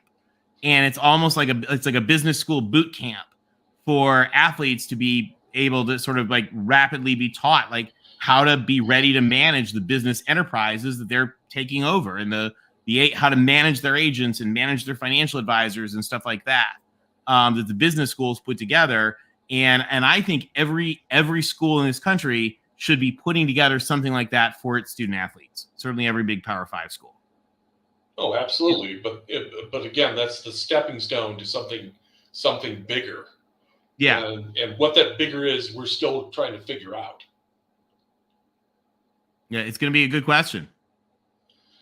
Well, thank you very much for having me on the show. Good to talk to you. All righty. Best All of right, luck to everyone. All right, we got one last caller before we got to go to switch over to the USC show. Let's welcome Christopher Foote. Hey, Tony. How you doing? Hey, Will. What do you think? What do you think of the Big Ten schedule? Well, looks like somebody knows what to do there. I mean, they're going to put there's a lot of good teams to select and put them in the right groupings, and so I'm happy, I guess. Looks good to me. Can I ask you a question? Yeah, go for it. Well, I did a little brainstorming, and this is what I discovered. I already kind of threw it in the chat comments, but I think with if they ever decide to expand to 24 teams, I think what that actually does with 9 conference games is that without really having to even do anything other than just play the games, I think what that would do, that would advance 3 teams of the 24 into it would put them in the top tier of postseason tournament. Okay. It's because if you want to know what the reason, it has to do with the fact that every team playing in a conference, the 9 game, it's kind of like, it's not really round robin because, I mean, you have more teams, I think, than games, but it would, if you did it in a way that every team, I guess, plays kind of like what they were doing. It looks like they kind of got that going on anyway. But with 9 games, what that does, it would put 3 teams, I think, in the top tier. And if they include 24 teams, you wouldn't have to have like any elimination at all. You wouldn't have to, I don't think. And so that might be one thing. And percentage-wise, you might want to know the percentages. That's 1/8, which is 0.125, which is if they did the same thing in the NFL, which that would be equivalent to having, instead of, what is it they have, is it 16 to 32? They'd only have 4. So it would diminish it by about a quarter from what the NFL does. But that's one way to advance teams in a tournament. You wouldn't have to even have I don't think you'd even need a tiebreaker. It would just, the 3 teams, they would rise to the top. It's kind of like a natural effect of having that in place. I don't know if you knew that. I just thought I'd share that. Yeah. So I put together it was just a discussion thing we did on a podcast, I don't know, 3 years ago or something, that looked at what you could do to actually integrate conference championships into the playoff structure in a very NFL style. So sure. Who knows what we'll see. We got a number of years, but it's exciting because we got the first 2 of them mapped out. Well, no, but I guess my point is, with 12 or 24 teams, what that does is you don't need any. I mean, the 3 teams they would just rise to the top. It's kind of like the cream rising to the top of milk. I mean, it just would. That's what would happen. You wouldn't have to even have. You wouldn't have to worry about which teams they would be. They would show themselves over the course of the season. Yeah. It could be. If you advance teams, that would put 18 teams in the tournament. 18. Okay. Nice. So, hey, I'm sure it's a model they'll take a look at. All right. I just thought I'd share that with you. No, I like it. I like it. I always like looking at those ideas, all the neat ideas for what they could do, because here's the thing, guys, and Chris, you know this. They're gonna bid that out in, was it 2 years? I think it gets bid out. I don't know. It may have a whole different model, so we'll take a look. But it's the result of. You should write it up and send it to Bill Hancock. No, I already did, but it's the result of 9 games, and you have to play all 12 games, though. It's the only thing. You can't have a diminished schedule. You have to have 12 games, but 9 of them conference games for it to work. That'd be cool. Yeah. I like it. All right, thanks, Tony. Cool. Have a good day. Hey, thank you. All right, guys. I've been. Okay, good to see you. Thanks for calling, Chris. And guys, as we get ready to wrap up here, I know Tim and Matt are going to go live on the USC Voice of College Football channel in just a minute with a special USC preview of the Big Ten schedule. As we get ready to wrap up here, Will, Jackson, any final thoughts? Yeah, just excited for this new schedule. Excited to see USC Michigan, USC Ohio State, and USC Penn State. And hey, hopefully the Bruin chip can keep the ball rolling, develop Dante into a Caleb Williams caliber quarterback. I mean, they're different quarterbacks, but and stuff. And yeah, hopefully the Irish can keep it going on the recruiting. Our Texas pipeline's going strong. We got another big recruit, so Yeah, excited for the future of the Irish and the future of the Big Ten. Oh man, my mind is still blown about some of the conference games, like Michigan USC being a conference game. That is gonna be awesome. And in 2025, Michigan, USC, Ohio State being a conference game, that's a mind blower too. Wow, USC, Penn State. Oh man, it's gonna be a blast. Oh, it most certainly is. UCLA, Michigan State being a conference game. That's amazing. All of these games are going to be fun to watch in 2024 and 2025. That it's going to be amazing. All right, and everybody, head over to the link is in the chat. Head over to the USC Voice of College Football channel and talk to Tim and Matt about what's coming on. Hey, I just want to wrap up. First of all, I want to thank you guys for joining us. Thank Mark Rogers for, giving us the keys to the car to hold down the fort for the night. John and I really appreciate it. We're glad to have you. I'll just, on a personal note, guys, as a Big Ten kid who grew up in Big Ten country, loving the Spartans and the Wolverines, and a USC Trojan, seeing this schedule has just had me grinning the whole night. It's so exciting. It's exciting for USC. It's exciting for the Big Ten. And I guess we'll just wrap up by saying, fight on, Big Ten. We'll see you guys all soon. Everybody, have a safe week. Thanks for tuning in, everyone. Thanks for tuning in.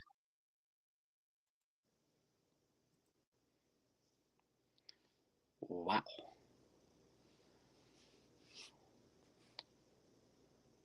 And we're still alive.